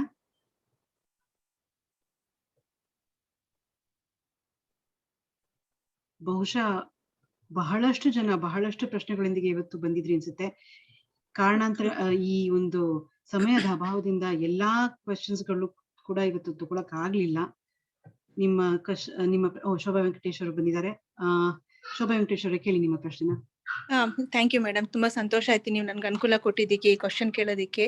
ನನ್ನ ಪ್ರಶ್ನೆ ಬಂದು ಏನು ಅಂತಂದ್ರೆ, ರೀಸೆಂಟ್ ಆಗಿ 4-5 ದಿವಸದಲ್ಲಿ ನಮ್ಮ ಫ್ಯಾಮಿಲಿ ರಿಲೇಟಿವ್ಸ್ ಅಲ್ಲಿ 6 ಜನನ ಕಳ್ಕೊಂಡ್ವಿ ಕೋವಿಡ್ ಇದರಿಂದ. ತುಂಬಾ ನೋವಾಗುತ್ತೆ ಅದು. ಆಲ್ಮೋಸ್ಟ್ ನಮ್ಮ ತಂದೆನ ಕಳ್ಕೊತಾ ಇದ್ದೆ. ಅವ್ರಿಗೆ ವೆಂಟಿಲೇಟರ್ ಸಿಕ್ಕಿದ್ರಿಂದ ಅವ್ರೀಗ ಸರ್ವೈವ್ ಆಗ್ತಾ ಇದ್ದಾರೆ. ನನ್ನ ಪ್ರಶ್ನೆ ಏನು ಅಂತಂದ್ರೆ, ಇಬ್ರು ರೀಸೆಂಟ್ ಆಗಿ ಕಳ್ಕೊಂಡವರಲ್ಲಿ ಅವರು ನೆಗೆಟಿವ್ ಬಂದಿತ್ತು ಅವ್ರಿಗೆ RT-PCR ಟೆಸ್ಟ್ ಮಾಡಿಸಿದಾಗ. ಸೊ ಅವ್ರಿಗೆ ಟ್ರೀಟ್ಮೆಂಟ್ ತಗೊಳಕ್ ಆಗ್ಲಿಲ್ಲ. ಯಾಕೆಂದ್ರೆ without BU number or BR number ಎಲ್ಲೂ ಅವ್ರಿಗೆ ಅಡ್ಮಿಟ್ ಮಾಡ್ಕೊಂಡ್ಲಿಲ್ಲ. ಅವ್ರಿಗೆ ಗೊತ್ತೂ ಆಗ್ಲಿಲ್ಲ. It was too late by the time they went to hospital. So ಇಂಥ ಸಿಚುವೇಶನ್ ಅಲ್ಲಿ ಅವ್ರು ಏನ್ ಮಾಡ್ಬೇಕಿತ್ತು ಅಂದ್ರೆ, ಅವ್ರ ನೆಗೆಟಿವ್ ಬಂದಿತ್ತು but they were positive actually. ಆಗಿದ್ದಾಗ ಅವ್ರಿಗೆ ಬೇರೆ ಆಪ್ಷನ್ ಏನಿರುತ್ತೆ ಆ ತರ ಅವ್ರು ಟೆಸ್ಟ್ ಮಾಡಿಸ್ಕೋಬೇಕು, ಅವ್ರ ಟ್ರೀಟ್ಮೆಂಟ್ ತಗೋಬೇಕು ಅಂತಂದ್ರೆ? Doctor Sudarshan, doctor Keshav. ನಾನು ಹೇಳ್ತೀನಿ ಅದು. ಐ ಆಮ್ ಸಾರಿ, ಇದು ಬಹಳ ದುಃಖದ ಸಂಗತಿ. My condolences to you and your family members. ಅಂತ ಪರಿಸ್ಥಿತಿ ಒಳಗೆ ಏನ್ ಮಾಡ್ಬೇಕು ಅಂದ್ರೆ, ಈ ಪ್ರೈವೇಟ್ ಹಾಸ್ಪಿಟಲ್ಸ್ ಹೋಗ್ಬೇಕಾಗತ್ತೆ. ಅಲ್ಲಿ ಕೋವಿಡ್ ಲೈಕ್ ಸಿಂಡ್ರೋಮ್ ಅಂತ ಅದನ್ನ ಡಯಾಗ್ನೋಸಿಸ್ ಮಾಡೋ ಗೈಡ್ಲೈನ್ಸ್ ಇದೆ. ಅವರು ಸೀನಿಯರ್ ಫಿಸಿಷಿಯನ್ಸ್ಗೆ ಮತ್ತೆ ಅವ್ರಗಳಿಗೆ ಗೊತ್ತಿದೆ ಅದು. ಸೊ ಈಗ ನಾನೇ ಬೆಂಗಳೂರು ನಾನು ಹೇಳ್ತೀನಿ ಸಿಂಪಲ್ ಆಗಿ. ಈಗ ಡಾಕ್ಟರ್ ಸತೀಶ್ ಅಂತ ಇದು ಫೋರ್ಟಿಸ್ ಹಾಸ್ಪಿಟ್ಲು ಅಥವಾ ವಿಕ್ರಮ್ ಹಾಸ್ಪಿಟಲ್ ಅಲ್ಲಿ ಇದ್ದಾರೆ. Just taking one name. So senior chest physicians ಇದ್ದಾರೆ, ಅವ್ರಿಗೆ ಗೊತ್ತು RT-PCR negative but HRCT positive ಅಂತ ಹೇಳ್ತೀನಿ. ಆಗ ಅದನ್ನ ಕೋವಿಡ್ ಲೈಕ್ ಸಿಂಡ್ರೋಮ್ ಅಂತ ತಗೊಂಡು ಟ್ರೀಟ್ ಮಾಡ್ತಾ ಇದ್ದಾರೆ ಅಂತ ಅನ್ಬಿಟ್ಟು. ಸೊ ಅದೇ ಬಟ್ ಏನು ಬಡವ್ರು ಏನ್ ಮಾಡ್ಬೇಕು ಅಂತ ನನಗೆ ಈಗ ಗೌರ್ಮೆಂಟ್ ಅಲ್ಲೂ ಮಾಡ್ಬೇಕು ಅಂತ ಅದು ಬಂದಿದೆ. ಈಗ ಅವ್ರಿಗೆ ಪೇಷಂಟ್ ನಂಬರ್ ಅಂತ ಕೊಟ್ಟು ಅವ್ರನ್ನ ಅಡ್ಮಿಟ್ ಮಾಡ್ಕೋಬೇಕು. ಒಂದು ಅವ್ರದ್ದೊಂದು ಅಂಡರ್ಟೇಕಿಂಗು ತಗೋಬೇಕು. ನಾನು ಅವ್ರಿಗೆ ಕೋವಿಡ್ ಟೆಸ್ಟ್ RT-PCR ನೆಗೆಟಿವ್ ಬಂದಿದೆ, ಬಟ್ CT ಮಾಡಿದಾಗ ಪಾಸಿಟಿವ್ ಬಂದಿದೆ. ಅವ್ರದ್ದು ಕನ್ಸೆಂಟು ತಗೋಬೇಕು ಟ್ರೀಟ್ಮೆಂಟ್ಗೆ, ಕೋವಿಡ್ ಟ್ರೀಟ್ಮೆಂಟ್ಗೆ ಅಂತ ಬಂದಿದೆ, ಎಲ್ಲ ಗೈಡ್ಲೈನ್ಸ್ ಬಂದಿದೆ. ಸೊ ಇದ್ಮೇಲೆ ಪೇಷಂಟ್ ನಂಬರ್ ಇಂದ ಮಾಡ್ತಾರೆ ಅಂತ ಅನ್ಬಿಟ್ಟು. ಬಟ್ ನೀವು ಯಾರಿಗಾದ್ರೂ ನಿಮ್ಗೆ ಈ ತರ ಪರಿಸ್ಥಿತಿ ಇದೆ ಅಂತ ನಿಮ್ಗೆ ಗೊತ್ತಾದ್ರೆ ಅವ್ರಿಗೆ ಪ್ರೈವೇಟ್ ಹಾಸ್ಪಿಟಲ್ಗೆ ಹೋಗೋದಿಕ್ಕೆ ಹೇಳಿ. ಅಲ್ಲಿ ಈಗ 60 to 70% ಗೌರ್ಮೆಂಟ್ಗೆ ರಿಸರ್ವ್ ಆಗಿದೆ, ಇನ್ 30% ಪ್ರೈವೇಟ್ಗೆ ಇದೆ. ಅವ್ರು ಪ್ರೈವೇಟ್ ಅಲ್ಲಿ ಅಡ್ಮಿಟ್ ಮಾಡಿ ಟ್ರೀಟ್ ಮಾಡ್ಬೋದು. ಬೆಂಗಳೂರು ಮತ್ತೆ ಬಿಗ್ಗರ್ ಸಿಟೀಸ್ ಒಳಗೆ ಆ ವ್ಯವಸ್ಥೆ ಈಗ ಆಗಿದೆ.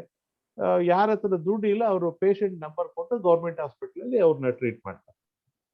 Thank you sir. ನೀವ್ ಆತರ ಹೇಳಿದ್ರಲ್ವಾ, ನಂಗೆ ಅದ್ರ ಜೊತೆಗೆ ಇನ್ನೊಂದು ಕ್ವಶನ್ ಬಂತು ಇವಾಗ.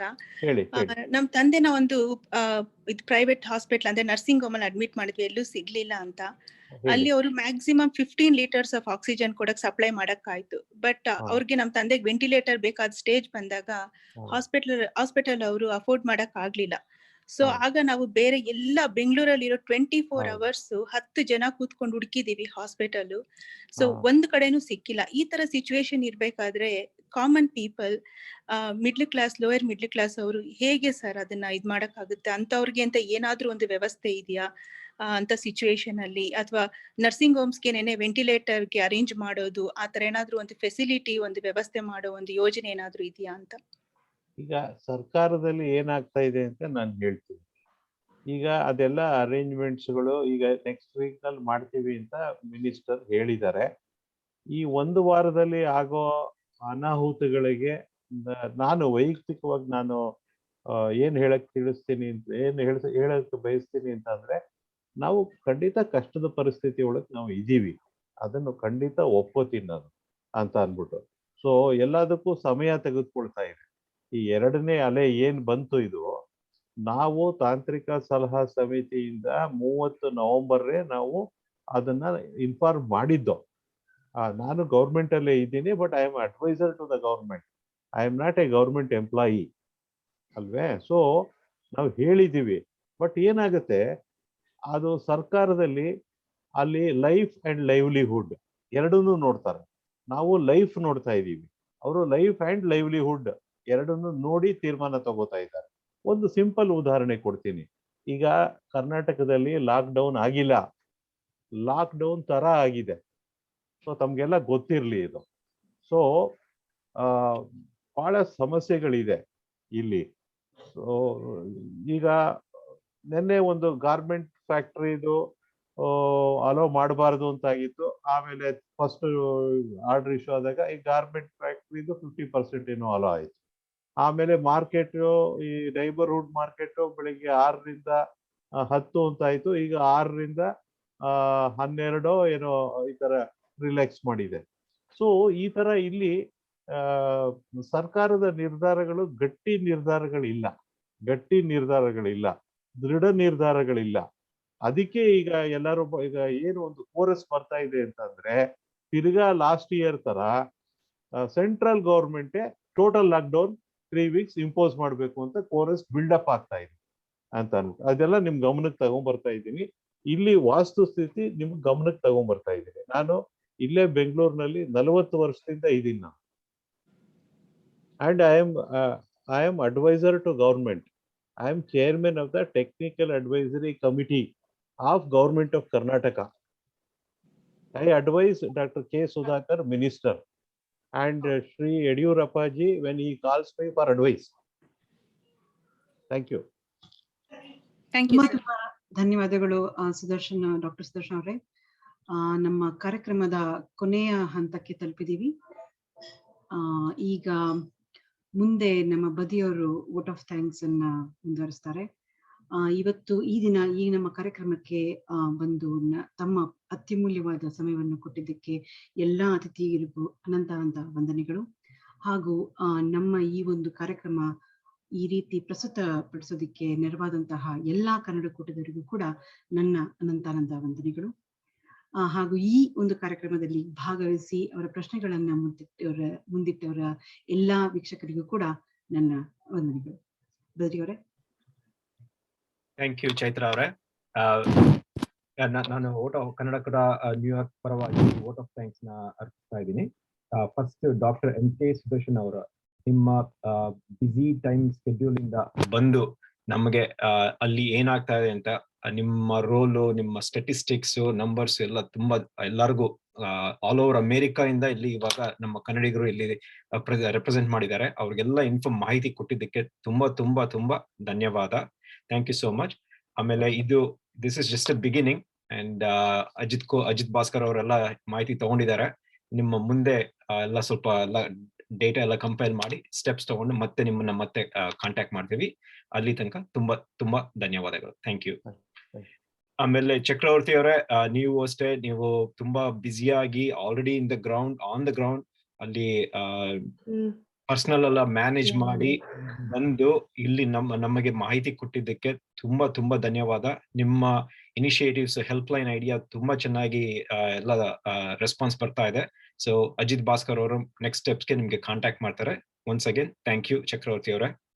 ಆಮೇಲೆ ಡಾಕ್ಟರ್ ತುಳಸಿ ತಿಮ್ಮೇಗೌಡ ಅವರೇ, ಮೇಡಮ್, ನೀವು ನಿಜವಾಗ್ಲೂ ನೀವು ICU ಅಲ್ಲಿ ಇದ್ದು ಅಲ್ಲಿ ರಿಯಲ್ ಟೈಮ್ ಸಿನಾರಿಯೋನ ನಮ್ಗೆಲ್ಲರಿಗೂ ತುಂಬಾ ಚೆನ್ನಾಗಿ ಇನ್ಫಾರ್ಮೇಶನ್ ಕೊಟ್ಟಿದ್ದೀರಾ. ಅದಕ್ಕೆ ತುಂಬಾ ಧನ್ಯವಾದ. ನಿಮ್ಮ ಬ್ಯುಸಿ ಸ್ಕೆಡ್ಯೂಲ್ ಅಲ್ಲಿ ಈ ಟೈಮ್ ಮಾಡಿ ಬಿಡು ಮಾಡ್ಕೊಂಡು ಇಲ್ಲಿ ಬಂದು ನಮ್ಗೆಲ್ಲ ಕೊಟ್ಟಿದ್ದೀರಲ್ಲ, ತುಂಬಾ ಧನ್ಯವಾದ. ಮತ್ತೆ ನಿಮ್ಮ ಲಿಸ್ಟ್ ಪ್ರಕಾರ ನೀವು ನಮ್ಗೆ ಇಮಿಡಿಯೇಟ್ ಆಗಿ ತಲುಪಿಸಿದ್ರೆ ಅದ್ರ ಪ್ರಕಾರ ಇಲ್ಲಿ ನಮ್ಮ ಕಮ್ಯುನಿಟಿ ಕನ್ನಡಕೂಟ ನ್ಯೂಯಾರ್ಕ್ ಕಮ್ಯುನಿಟಿ ಅವ್ರಿಗೆಲ್ಲ ಇನ್ಫಾರ್ಮೇಶನ್ ಶೇರ್ ಮಾಡಿ ಫಂಡ್ ರೈಸಿಂಗ್ ಮಾಡಿ ನೆಕ್ಸ್ಟ್ ಅಜಿತ್ ಭಾಸ್ಕರ್ ಅವರು ನಿಮ್ಗೆ ಮತ್ತೆ ಕಾಂಟ್ಯಾಕ್ಟ್ ಮಾಡ್ತಾರೆ ನೆಕ್ಸ್ಟ್ ಸ್ಟೆಪ್ಸ್ಗೆ. So once again Tulasi madam, thank you so much. ಆಮೇಲೆ doctor Keshav, again I know ನಾನು ನಿಮ್ಮನ್ನ ತುಂಬಾ ಬ್ಯುಸಿ ಇದ್ದೀರಾ. ನೀವು ಅಲ್ಲಿ ಆನ್ ಗ್ರೌಂಡ್ ತುಂಬಾ ಇನಿಷಿಯೇಟ್ ತಗೊಂಡು ನಿಮ್ ಪೇಷನ್ಸ್ ಎಲ್ಲ ಮ್ಯಾನೇಜ್ ಮಾಡಿ ಅಲ್ಲಿ ಟೈಮ್ ಬಿಡು ಮಾಡ್ಕೊಂಡು ಇಲ್ಲಿ ನಮ್ಗೆ ಮತ್ತೆ ಹೊಸ ಐಡಿಯಾಗಳು, ಆಮೇಲೆ ಯಾವ ತರ ನಾವು ನಿಮ್ಗೆ ಹೆಲ್ಪ್ ಮಾಡ್ಬೋದು ಅಂದ್ಬಿಟ್ಟು ಎಲ್ಲರಿಗೂ ತುಂಬಾ ಚೆನ್ನಾಗಿ ಮಾಹಿತಿ ಕೊಟ್ಟಿದ್ದೀರಾ. ಇದನ್ನ ಮತ್ತೆ ಅಜಿತ್ ಭಾಸ್ಕರ್ ಮತ್ತೆ ಕನ್ನಡಕೂಟ ನ್ಯೂಯಾರ್ಕ್ ಕಮಿಟಿ ಪರವಾಗಿ ಎಲ್ಲ ಡಿಸ್ಕಸ್ ಮಾಡಿ ಮತ್ತೆ ನಿಮ್ಮ ಹತ್ರ ಬರ್ತೀವಿ. ಸೊ ಒನ್ಸ್ ಅಗೇನ್ ತುಂಬಾ ಧನ್ಯವಾದ. Thank you. ಆಮೇಲೆ ಭಾರತಿ ಪಾಟೀಲ್, ನೀವು ನಿಮ್ಮ ಕಡೆಯಿಂದ ಚಕ್ರವರ್ತಿ ಅವ್ರನ್ನ ಎಲ್ಲ ನಮ್ಗೆಲ್ಲ ಇಂಟ್ರೊಡ್ಯೂಸ್ ಮಾಡಿಸಿ ಕನೆಕ್ಟ್ ಮಾಡಿಸಿ ಈ ತರ ರಿಯಲ್ ಆಗಿ ಯಾವ ತರ ಚಕ್ರವರ್ತಿ ಅವ್ರು ಏನೇನ್ ಕೆಲಸ ಮಾಡ್ತಾ ಇದಾರೆ, ಆಮೇಲೆ how the community can come together and how we can help ಅಂದ್ಬಿಟ್ಟು ಕನೆಕ್ಟ್ ಮಾಡ್ಕೊಡ್ಸಿದ್ರಲ್ಲ, ತುಂಬಾ ಧನ್ಯವಾದ ನಿಮ್ಗೆ. ಆಮೇಲೆ last but not the least, doctor ಪೂರ್ಣ ಪ್ರಸಾದ್, ನೀವಂತೂ we are supposed to be, all I can say is we are a blessing, and we are blessed to have you as part of our community.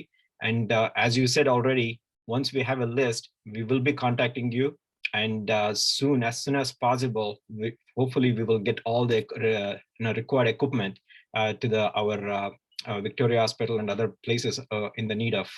So thank you so much, Purna sir. Always we are grateful to have your advice, input and experience. Thank you. Amele, again, I cannot say enough about our committee itself, and also Chaitra Anand. ನೀವು ಎಷ್ಟು ಚೆನ್ನಾಗಿ ಎಲ್ಲರಿಗೂ facilitate ಮಾಡಿ information ಒಂದೊಂದೇ question receive ಮಾಡಿ ಅದನ್ನ correct ಆಗಿ panellist ಹೇಳಿ ತುಂಬಾ ಚೆನ್ನಾಗಿ ಈ ಪ್ರೋಗ್ರಾಮ್ ನ ನಿರ್ವಹಿಸಿದ್ದೀರಾ. ಒನ್ಸ್ ಅಗೇನ್ ಎಲ್ಲರ ಕಡೆಯಿಂದ ಕನ್ನಡಕೂಟ ನ್ಯೂಯಾರ್ಕ್ ಕಡೆಯಿಂದ ನಿಮಗೆ ಅನಂತ ಧನ್ಯವಾದಗಳು. ಆಮೇಲೆ of course, members, you all are the ಕೂಟ, you all ನೀವೇ ಕನ್ನಡಕೂಟ, ನೀವೇ ಕನ್ನಡ ಕಮ್ಯುನಿಟಿ. ನಿಮ್ಮ ಪಾರ್ಟಿಸಿಪೇಷನ್ ಇಲ್ಲದೆ ಏನು ಸಾಧ್ಯ ಇಲ್ಲ. ಸೊ ನಿಮಗೆಲ್ಲರಿಗೂ ಅನಂತ ಧನ್ಯವಾದಗಳು. ಇದೇ ತರ ಬಂದು ಪಾರ್ಟಿಸಿಪೇಟ್ ಮಾಡಿ ನಮಗೆ ಕರೆಕ್ಟ್ ಆಗಿ ಗೈಡ್ ಮಾಡಿ, and so that we can do genuine service to our own community back in India and in every way. So, and once again, last Ajit ಭಾಸ್ಕರ್ಗೆ ಎಲ್ಲರೂ ಸ್ವಲ್ಪ ಅನ್ಮ್ಯೂಟ್ ಮಾಡಿ, ಎಲ್ಲ ಜೋರಾಗಿ ಅಜಿತ್ ಭಾಸ್ಕರ್ಗೆ ರೌಂಡ್ ಆಫ್ ಅಪ್ಲಾಸ್ ಕೊಡಿ. So, because his leadership is something which I can keep praising on and on, because he starts something and he goes all the way to the end to make sure that we get the job done. So Ajit Bhaskar, hats off to you. Thank you for your amazing leadership. Amele fundraising link na nanu share madidini illi chat alli. Please ಆದಷ್ಟು ಎಲ್ಲ ಹೇಳ್ತಾ ಇದಾರೆ equipments ಬೇಕು ಅಂತ, ಎಲ್ಲದಕ್ಕೂ financial muscle ಇರಲೇಬೇಕು. So ಆದಷ್ಟು ನೀವು ಬೇಗ ಡೊನೇಟ್ ಮಾಡಿದ್ರೆ ಆದಷ್ಟು ಬೇಗ ಎಕ್ವಿಪ್ಮೆಂಟ್ಸ್ ರೀಚ್ ಆಗುತ್ತೆ, ಆದಷ್ಟು ಬೇಗ your contributions will help save as many lives as possible. Because as already ಎಲ್ಲರೂ ಹೇಳ್ತಾ ಇದಾರೆ, government second wave third wave ಬರೋ ಅಷ್ಟೇ ಗೌರ್ಮೆಂಟ್ ಆಕ್ಷನ್ಸ್ ಸ್ವಲ್ಪ it will take its own process, because ಅವ್ರದ್ದು ಎಲ್ಲ they have to figure it out. But we as a community, we can take action now, donate, and that money helps save lives. So please. So ಇದನ್ನ ಹೇಳಿ ನಾನು ನನ್ನ vote of thanks ನ ಮುಗಿಸ್ತಾ ಇದ್ದೀನಿ. Ajit Bhaskar. Thanks once again, Badri Aure. I think this is one of the noble cause, and probably everybody is looking forward to help. ಈಗ ನಾವು fund raise Kannada ಕೂಟ ವತಿಯಿಂದ ನಾವು ಮಾಡ್ತಾ ಇದ್ದೀವಿ, ಹಾಗೆ ಹಲವಾರು ಕೂಟಗಳು ಅವ್ರವ್ರದ್ದೇ ಮಾಡ್ತಿದ್ದಾರೆ. ಇಂಥ ಪರಿಸ್ಥಿತಿಗಳಲ್ಲಿ ನಾವೆಲ್ಲ ಒಂದುಗೂಡಿ ಚಾಲೆಂಜ್ ಬಂದಾಗ ನಾವೆಲ್ಲ ಸೇರ್ಕೊಂಡು ಮಾಡ್ತೀವಿ. ಸೊ ನಿಮ್ಮ ಕೂಟದಿಂದ ನೀವೇನ್ ಮಾಡ್ತಿದ್ದೀರಾ ಕಂಟಿನ್ಯೂ ಮಾಡಿ. ಇನ್ ಎನಿ ಕೇಸ್ ಇವತ್ತಿನ ಪ್ರೋಗ್ರಾಮ್ಗೆ ಏನಾದ್ರು information ಬೇಕಿದ್ದು, you want to talk to us, reach out to me, and ನಾವು information share ಮಾಡ್ತೀವಿ. Once again, thanks to everybody, all the organization who joined in a very short notice and here to listen and ask question. Thanks to all, and once again have a good night, and we will work towards to get more help to the India. Thank you.